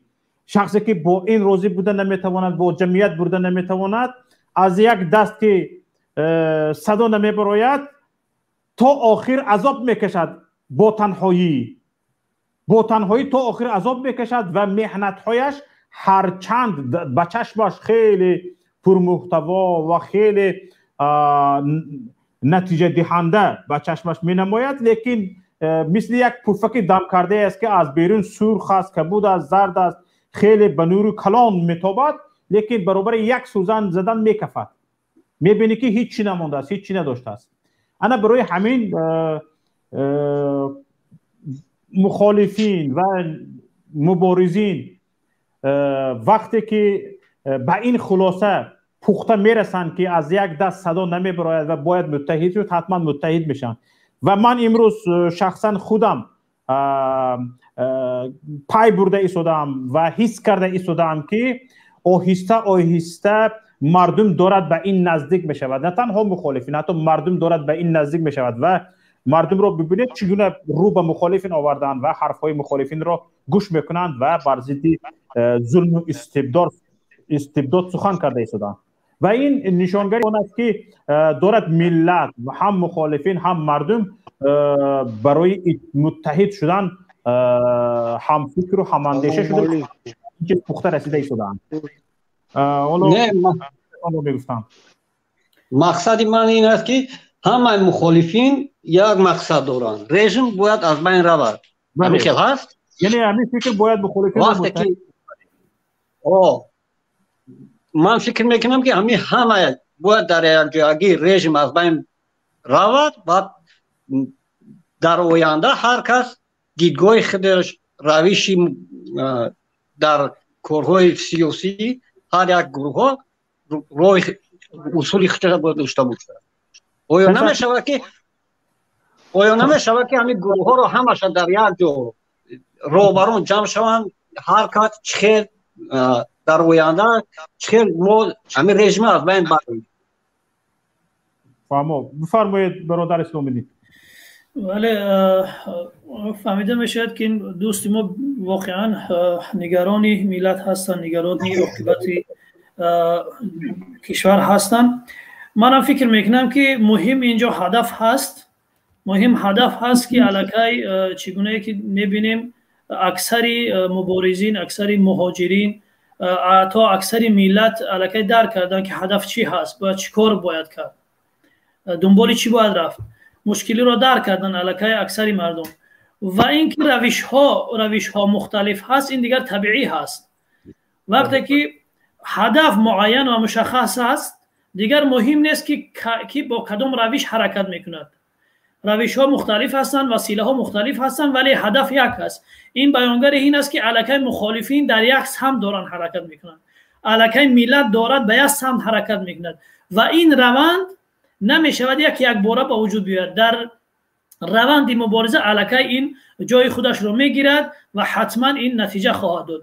نباید نگرانی مثلا بیشتر از این باشیم که مثلا متحد نیستیم. الکی این نشانه متحدی هست، چون هدف معین و مشخص هست. خب اگرچه وسیله ها مختلف و گوناگون هست که این یک چیزی طبیعی است. من فکر میکنم که الکی متحدی با وجود آمده است، ملت دارد آهسته آهسته خب صف میکشد و در مقابل این مشکلی می ایستد که حتما نتیجه خودش را خواهد داد. تشکر. برادر SSS بفرمایید. سلام علیکم. و علیکم السلام و رحمت الله و برکاته. سلام علیکم آقای شوکت، شما خوبید؟ الحمدلله، امیدوارم شما هم خوب باشید. در این باره موضوع ما چی گفتنی هستید؟ نه اول ما گوش کردم آقای شوکت، ما همه گفتانی هم کلاغا وسا گفتانی هم اگر پوچه ما ببوری یا پوچه ما ببری این پوچم قدی با سرت میره اگر دست ما بباری با سرت حرکات میکنه. تمام همین قدر بود. تشکر در برهان‌الدین بفرمایید. السلام علیکم برادران. و علیکم السلام و رحمت الله و برکاته. من همه مراجعت کردنیم با همون کلی همون ملاها و داملوهایی که در تاجیکستان من اساساً به هوایش که یکم کم بیش انسانگری و مسلمانگریشان ماندگی هند، البته نه وایش که عموما از که گبه هند. مقصد باید بفهمن که همین روزه که یازی بسر همین بعضی کمبغلای ما نه بعضی بسر بسیاری کمبغلای ما هست، مثلا قپن شکنجه میکنن و غیره کارو میکنن، این بسر هم نور میرسه. فهمیدی بی‌طرف توی محل چخیل استادگی بدن باید خیلی بی‌طرفی نکنن، چون که روزی که بسر اونا را آمد با وقت دیگر طاقه میمونن، چخیل که این روز طاقه میمونن دیگر کسارا کمبغلا را میبرن شکنجه میکنن و غیره کارا میکنن. یکم کس دم نمیزنه. از آدمای محشور ما به نظر دارم حاجی میرزا باید خب نکنه و داملو عبدالرحیم باید خب نکنه. این مسئله ها باید ویا گپ زنن. چرا گپ نمیزنن؟ برای چی خاموشن؟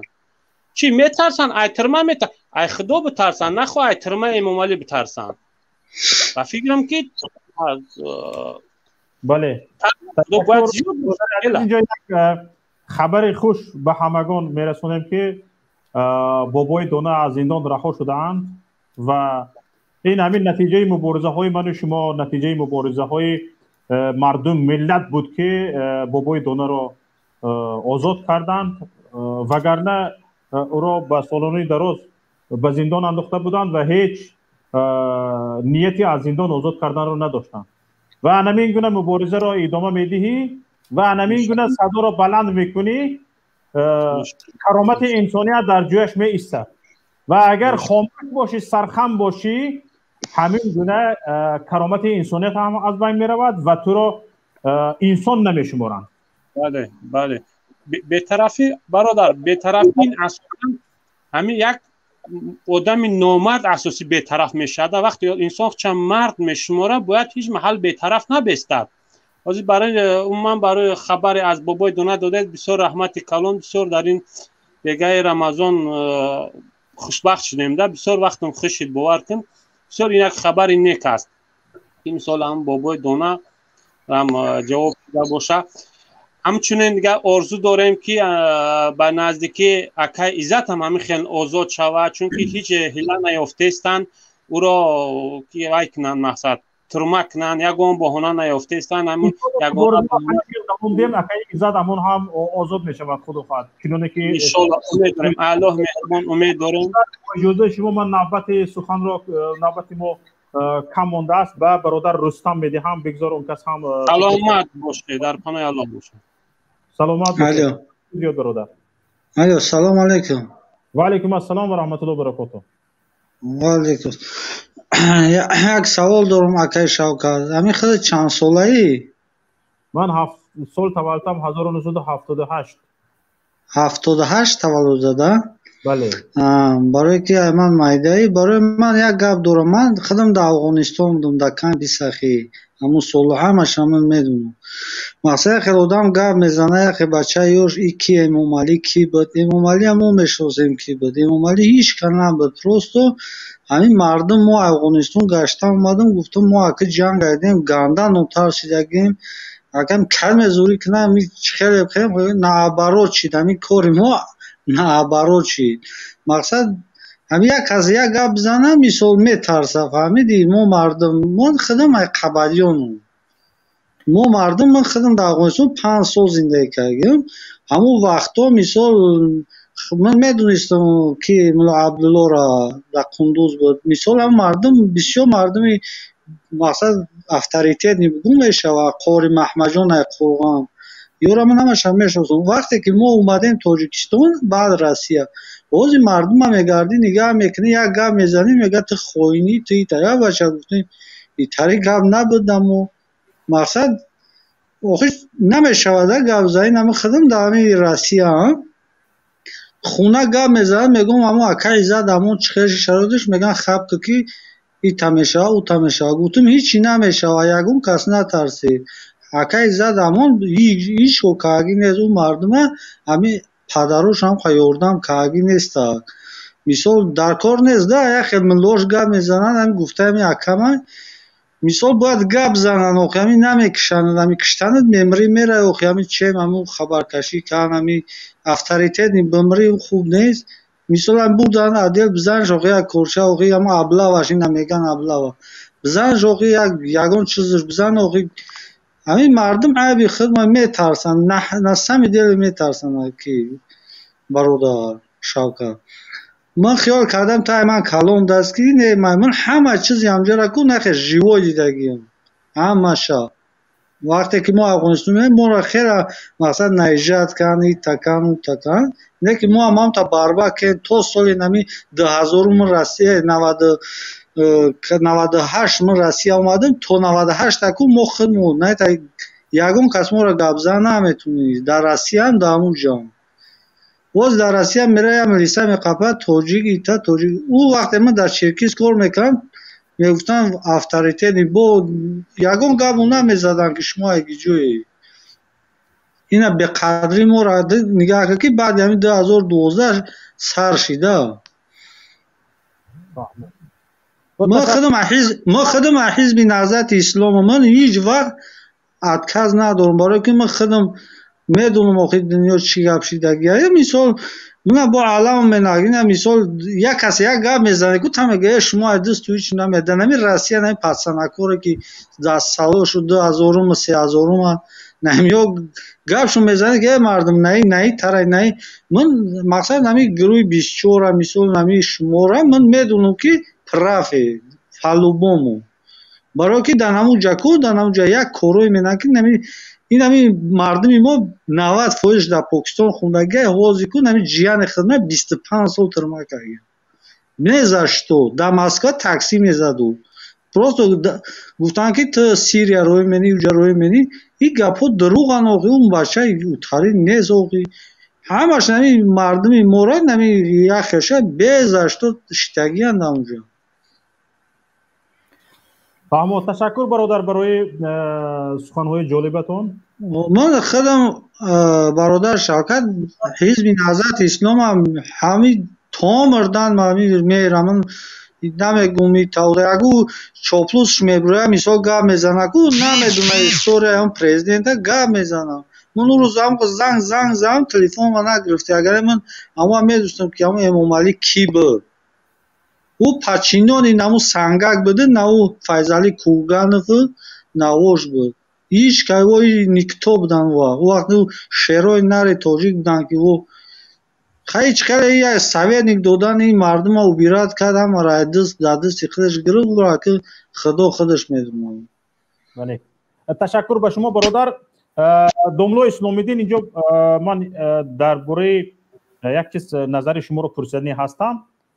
اگر خبر داشته باشید همین دوملو عبدالحق عابدوف در مراسم جنازه دوملو حکمت الله تاجیک‌آبادی سخنرانی میکند و در آنجا میگوید که مثلا گریم همین پیشواها باید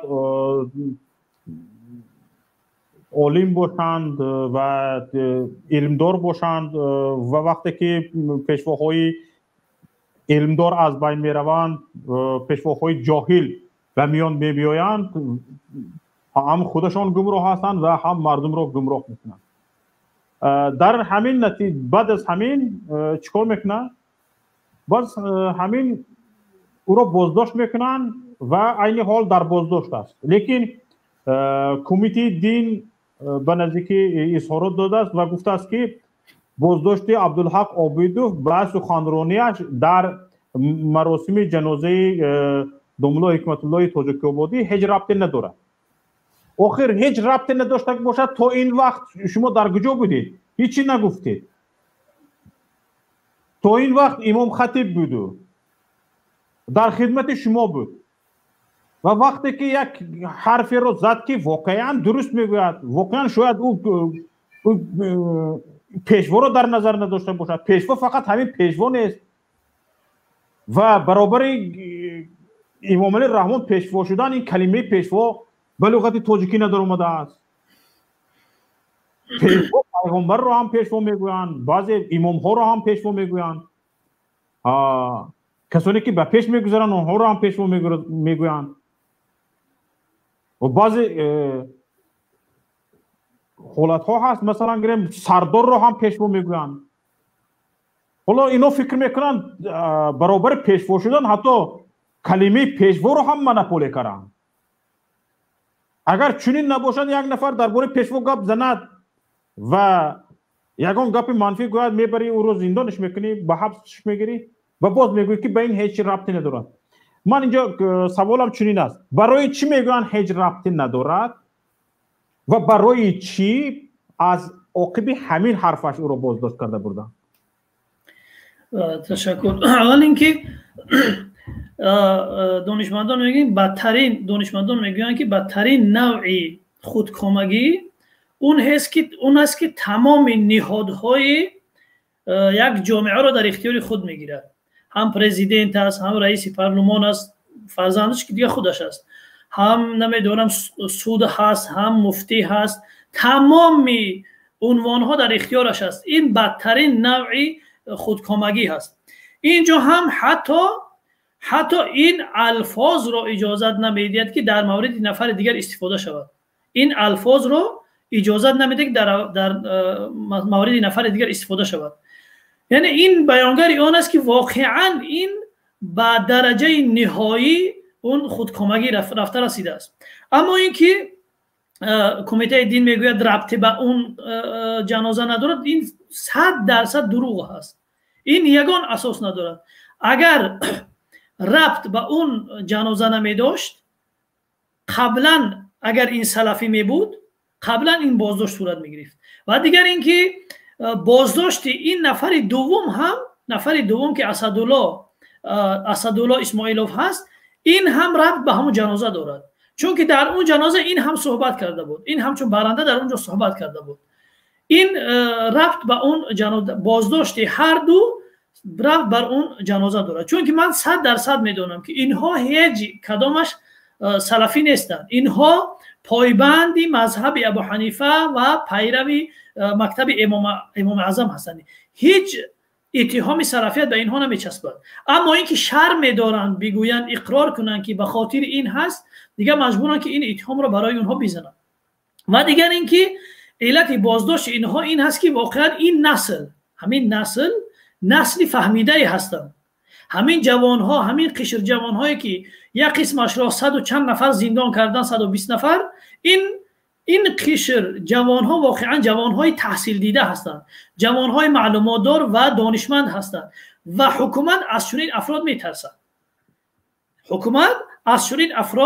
میترسد و با هر بهانه، اندک بهانه اونها را زندان میکند. اگرچه برای مردم، برای رسانه ها میگوید که اینها سلفی هستند، اما من 100% باوری دارم که به نزدیکان اونها میگوید که این نفر شما پیشوا را تحقیر کرده است، این نفر شما پیشوا را چنین و چنان گفته است، سزاش همین هست.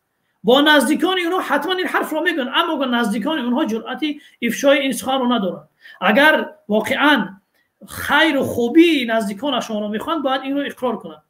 این حرف را اون بدبختو میزنن. حالا ببینید اینجا از ناحیه قمسنگیر به ما یک صدا اومد، یعنی پیامی صدایی. در اونجا در بایگانی ما محفوظ است.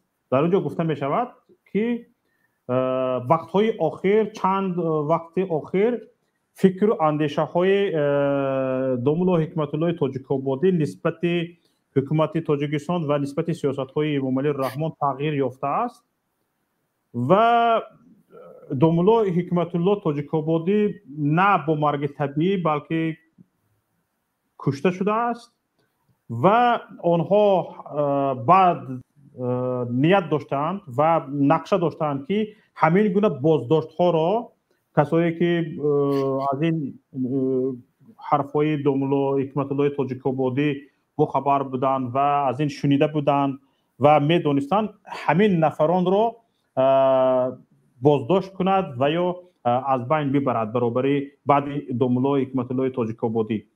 و این حرف یک نفر است. میگوید من واقعا از این چیز باخبر بودم. فکر اندیشه دوملا حکمت الله تاجیک‌آبادی نسبت سیاست امروزی رژیم امام علی رحمان تغییر یافته بود و چندین مراتبه به امام علی رحمان هم پیام فرستاده بوده است که این سیاست های نادرست رو تغییر بدهد. و وقتی که چندین مراتبه این پیام ها طرف امام علی رحمان فرستاده می شود، انیق نیست که این چیز مورد مشورت و بررسی قرار گرفته است یا نه. در یک مدت کوتاه بعد از این حرفا، بعد از این پیام ها، دوملا حکمت الله تاجیک‌آبادی وفات میکنه. اما بگذار اگر فرض کردیم که دوملا حکمت الله تاجیک‌آبادی به مرگ طبیعی وفات کرد، اگر همین گپ درست نمی بود دیگه مردم رو آسایشته میگذاشت، دیگر مردم رو قرار به حال خودشون میگذاشت. لیکن درستی همین خبر از کجا تایید می شود؟ از اون جایی که بعد در گذشت دوملا حکمت الله تاجیک‌آبادی حکومت تاجیکستان با نزدیکان، با شخصانی که دوستداران او بودند، پیروان او بودند، با او رفت و آمد داشتند، اگر این گونه برخوردها نمیشد. فکر شما در این باره چی است دوملا؟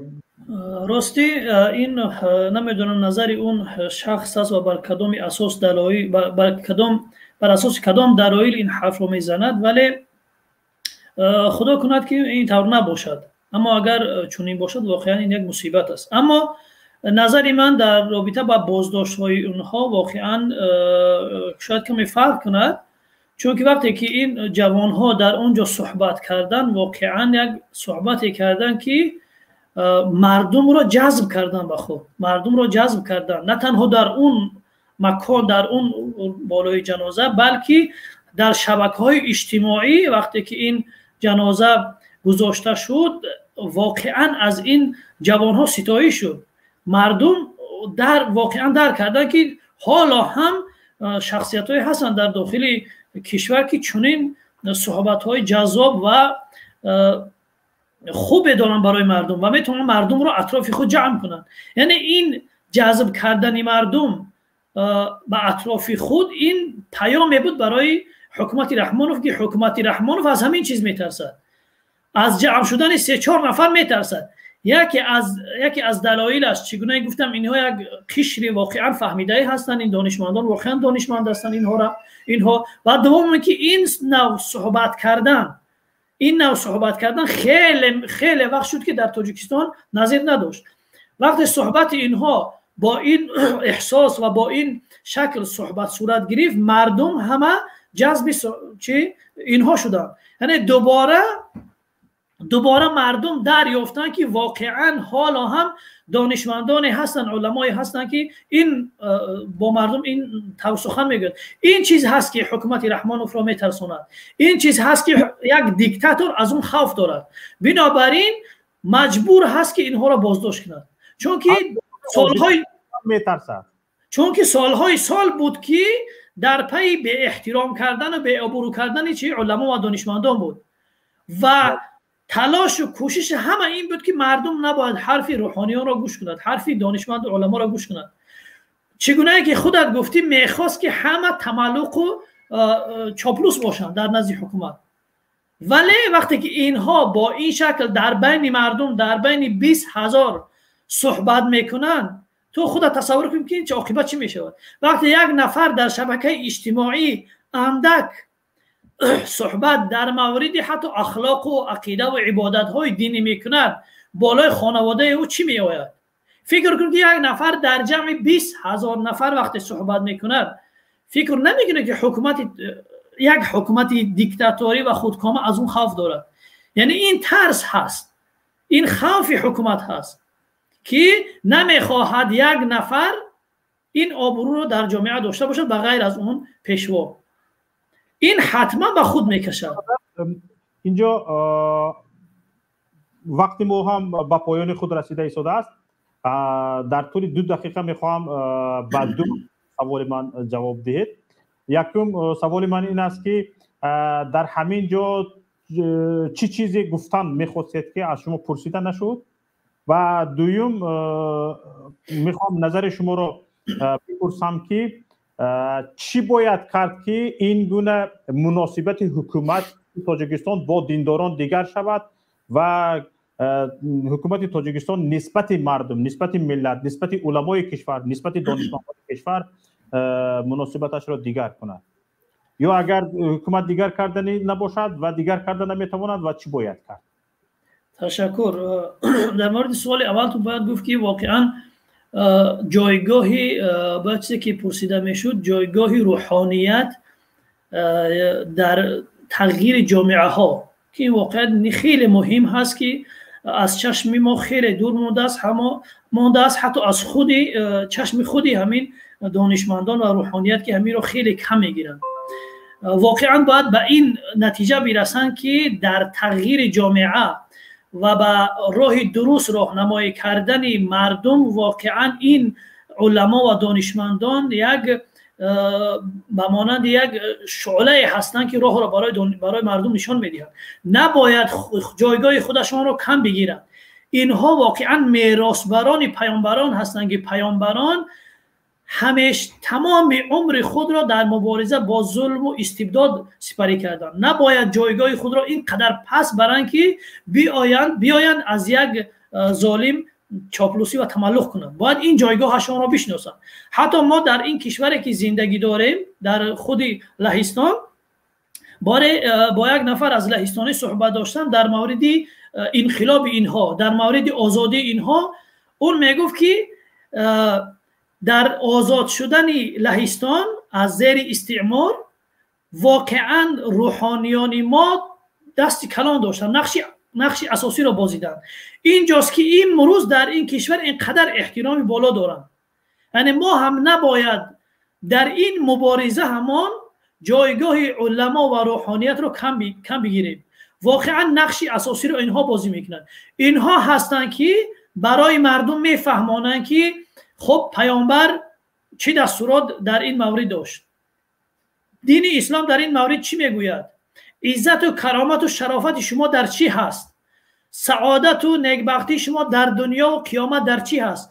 آیا در چاپلوسی و تملق و خاموشی و خوشامدگویی است یا اینکه در مقابله با ظلم و در اینکه برای مردم و برای ملت نیکبختی و خوشبختی بیارید؟ اینها هستن حرف رو میزنن.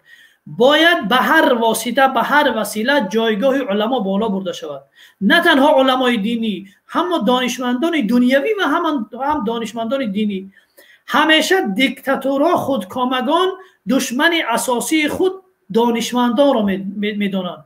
دانشمندان چی دینی و چی دنیوی، خصوصا دانشمندانی که در مورد علوم انسانی تخصص دارن، علم جامعه شناسی، علم انسان شناسی، علم سیاست، علم اقتصاد، با اینها واقعا مشکل دارد.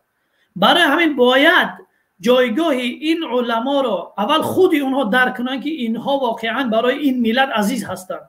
اینها برای این ملت عزیز هستند و این ملت به اینها نیاز دارد. باید این را اول درک کنند و باید این قهرمانی را در این وقتی که واقعا ملت دارد هلاک می شود در یک لب پرتگاه قرار دارد، باید در این وقت این نقش را بازی کند و واقعا مسئولیت و وظیفه خود را در نزد جامعه و در نزد مردم نشان بدهند و هم سعادت دنیا و هم سعادت آخرت را به دست بیارند. راست سوال دوم تازیادم که میرفت. سوال دوم برادر عزیز گرامی قریب که جوابش گفته شد. این بود بله یادم آمد. این جایگاه را باید هم برای علما، واقعا دل انسان امروز میسوزد. نفرانی که برای این ملت خدمت میکنند بدترین تحقیر نسبت اونها دیده میشود. یک معلم، یک آموزگار روز تا بیگاه با یک مزد ناچیز که واقعا به زندگی شاید یک هفته اینش نرسد، یک روزش نرسد، اینقدر برای فرزندای ما زحمت میکشد، باز هم از جانب حکومت مجبور میشود در نزد خب نوارگیر می ایستد و در مقابل نفری که میشناسد نمیشناسد کی هست کی نیست باید یک حرف بزند. واقعا برای این معلم و این آموزگار این واقعا تحقیر است و خودش هم این را میداند و خودش هم این را در میگیرد، ولی بیچاره هست، در یک وضعیت قرار گرفته است که کسی به دادش نمیرسد، چون که بالای سرشون یک ظالم یک دیکتاتور قرار دارد. واقعا ملت اگر میخواهد که معلم در جامعه قدر شود، آموزگار جایگاه خود را پیدا کند، یک دانشمند جایگاه واقعی خود را پیدا کند، یک روحانی جایگاه واقعی خود را پیدا کند، یک هنرمند، واقعا من دلم امروز با هنرمندانی واقعا هنرمندانی دارم که شایسته همه چیز هستن، دلم میسوزد. نمیبینی یک صحنه واقعی برای خب در دو مشکلات جامعه بازی کنند، غیر صحنه هایی که اصلا به هیچ چیز به در نمیخورند، چون مجبور هستند نمیتوانند یک صحنه واقعی در تئاتر بازی کنند. واقعا دلم به این زحمتی که تا این سال کشیدن، تا این سال این زحمت کشیدن، این همه خب عمر خود را خرج کردن، حالا هیچ هستند. دل انسان به اینها میسوزد. دل انسان به مادرانی که واقعا در زیر ظلم و شکنجه است، دل انسان به اینها میسوزد. باید مادر امروز قدر و قیمتش در کشور معلوم است که تا چه حد هست. مادر بیچاره مجبور هست که بیاید در نزد کامرا بیستد، بر زیر فرزند خود موقع بگیرد. اون مادر است، اون یک زن هست، نباید تا این حد تحقیر شود. این انسانگری شما کجا شد؟ نباید تا این درجه انسان به انصاف شود، وحشی شود و بیاید این. حالا پدر و مادر من از 60 بالا هستن، 70 هستن، قریب هر هفته مورد اذیت و آزار این حکومتداران قرار میگیرن. یعنی دیگر از این حکومت شما چی توقع دارید؟ پدران و مادران عزیز، وقتی آن است که شما هم باید در مقابل این بیستید. در این وضعیت همه اون مصیبتی که بالای شما می آید و شما تحمل میکنید، دانسته باشید که برابر اجری همون اصحاب است، برابر اجری شخصیت است که در این راه قربانی دادن. چون که رسول خدا صلی الله علیه و سلم گفتن که برادران من گفتن که شما اونها را ندیدید. این اصحاب حیران شدند که برادران شما ما هستیم، اونها در کجا هستند؟ اونها گفتن در آخر می آیند که در مقابل این ناعدالتی ها می ایستند. اگر می خواهید که واقعا امروز برادر پیامبر باشید و در قیامت در میدان محشر پیامبر شما را برادر گفته خطاب کند، دیگر وقتی آن رسیده است که بیستید در مقابل این ظلم و ستم. میدانم سخت است، میدانم مشکل است، ولی رضاگی خداوند، خوشبختی آخرت بالاتر از همه چیز می ایستد. نباید شما ناامید شید، نباید شما دل سرد و ضیق شید که فرزندی ما مثلا در خارج یا که در بیرون بر ضد مثلا این حرفا رو میگه و ما مورد اذیت و آزار قرار میگیریم. این همه اذیت و آزار دانسته باشید که سبب عفو گناهان شما، سبب بخشش خطاهای شما و سبب بالا رفتن درجه شما هم در دنیا و هم در آخرت هست. این را باید درک کنید و با این احساس و با این فکر زندگی خود را بسازید. یعنی شما قهرمانان ملت هستید. امروز پدر و مادرانی که، برادر و خواهرانی که به خاطر گفتن حرف حق از جانب نزدیکانتان مورد ظلم و ستم و اذیت حکمداران قرار میگیرید، دانسته باشید که شما قهرمانان ملت هستید. شما به خاطر این اعمالتان فردا در قیامت در نزد خداوند، در نزد پیامبر سری بلند دارید. نباید ناامید شید، نباید ضیق شید. این واقعا یک قهرمانی است. انشاءالله این مصیبت ها پایان دارد. فإن مع العسر یسرا، ان مع العسر یسرا. همیشه بعد سختی خوبی سبکی هست، بعد شب تاریک روزی هست. ولی باید مردم درک کنند که تلاش کنند، کوشش کنند، چون که خداوند تغییر میدهد ما را بر اساس اون فکر ما، اندیشه ما، نیت ما، خواسته ما و تلاش ما. و این ماه مبارک، ماه رمضان، ماه این است، ماه بازنگری در ایمان، بازنگری در رفتار، بازنگری در گذشته، بازنگری در همه اعمال و رجوع به سوی حقیقت، رجوع به سوی خداوند، برگشت به سوی عدالت، برگشت به سوی آزادی، برگشت به سوی عدالت، برگشت به سوی کرامت و شرافت و همه اون ارزش های انسانیه که وجود دارد. واقعا ملت ما امروز تحقیر شده است.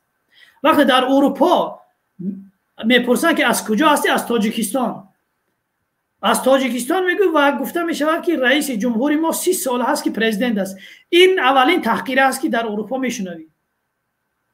بله، تشکر زیاد به شما برادر عزیز گرامی. بار دیگر بخشش اول از همه اون نفرانی که شاید به سخت رسیده باشد، شاید نمیدونم، ولی این همه درد هست، این همه به خاطر ملت و به خاطر مردم هست. از همه اونها بخشش میپرسم و تشکر میکنم از همه بزرگواران و عزیزانی که تا این لحظه تحمل کردن، صحبت بنده حقی را گوش کردن و با ما بودن. و در این روز جمعه و در این وقت و لحظه اجابت دعا از خداوند آزادی این ملت را میخواهم، از خداوند سربلندی و کرامت و شرافت برای این ملت را خواهانم و برای یکی شما خواهان آن هستم که خداوند این اعمال خوب شما را در رمضان خداوند بپسندد، مورد قبول خدا قرار بگیرد و در من بعد رمضان هم توفیق عمل، عبادت، اعمال صالح برای یکایک ما نصیب بگرداند. و السلام علیکم و رحمت الله و برکاته.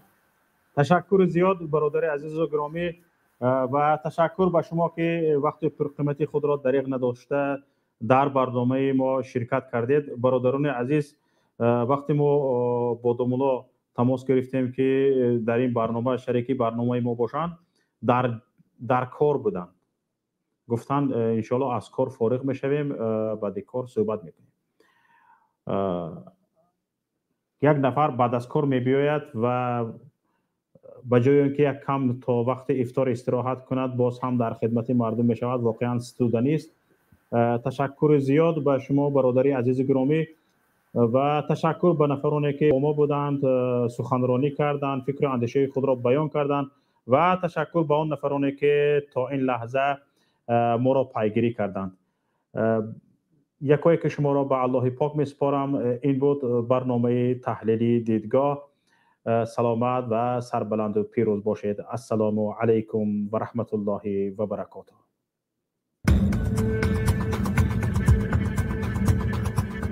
برنامه سیاسی و تحلیلی دیدگاه.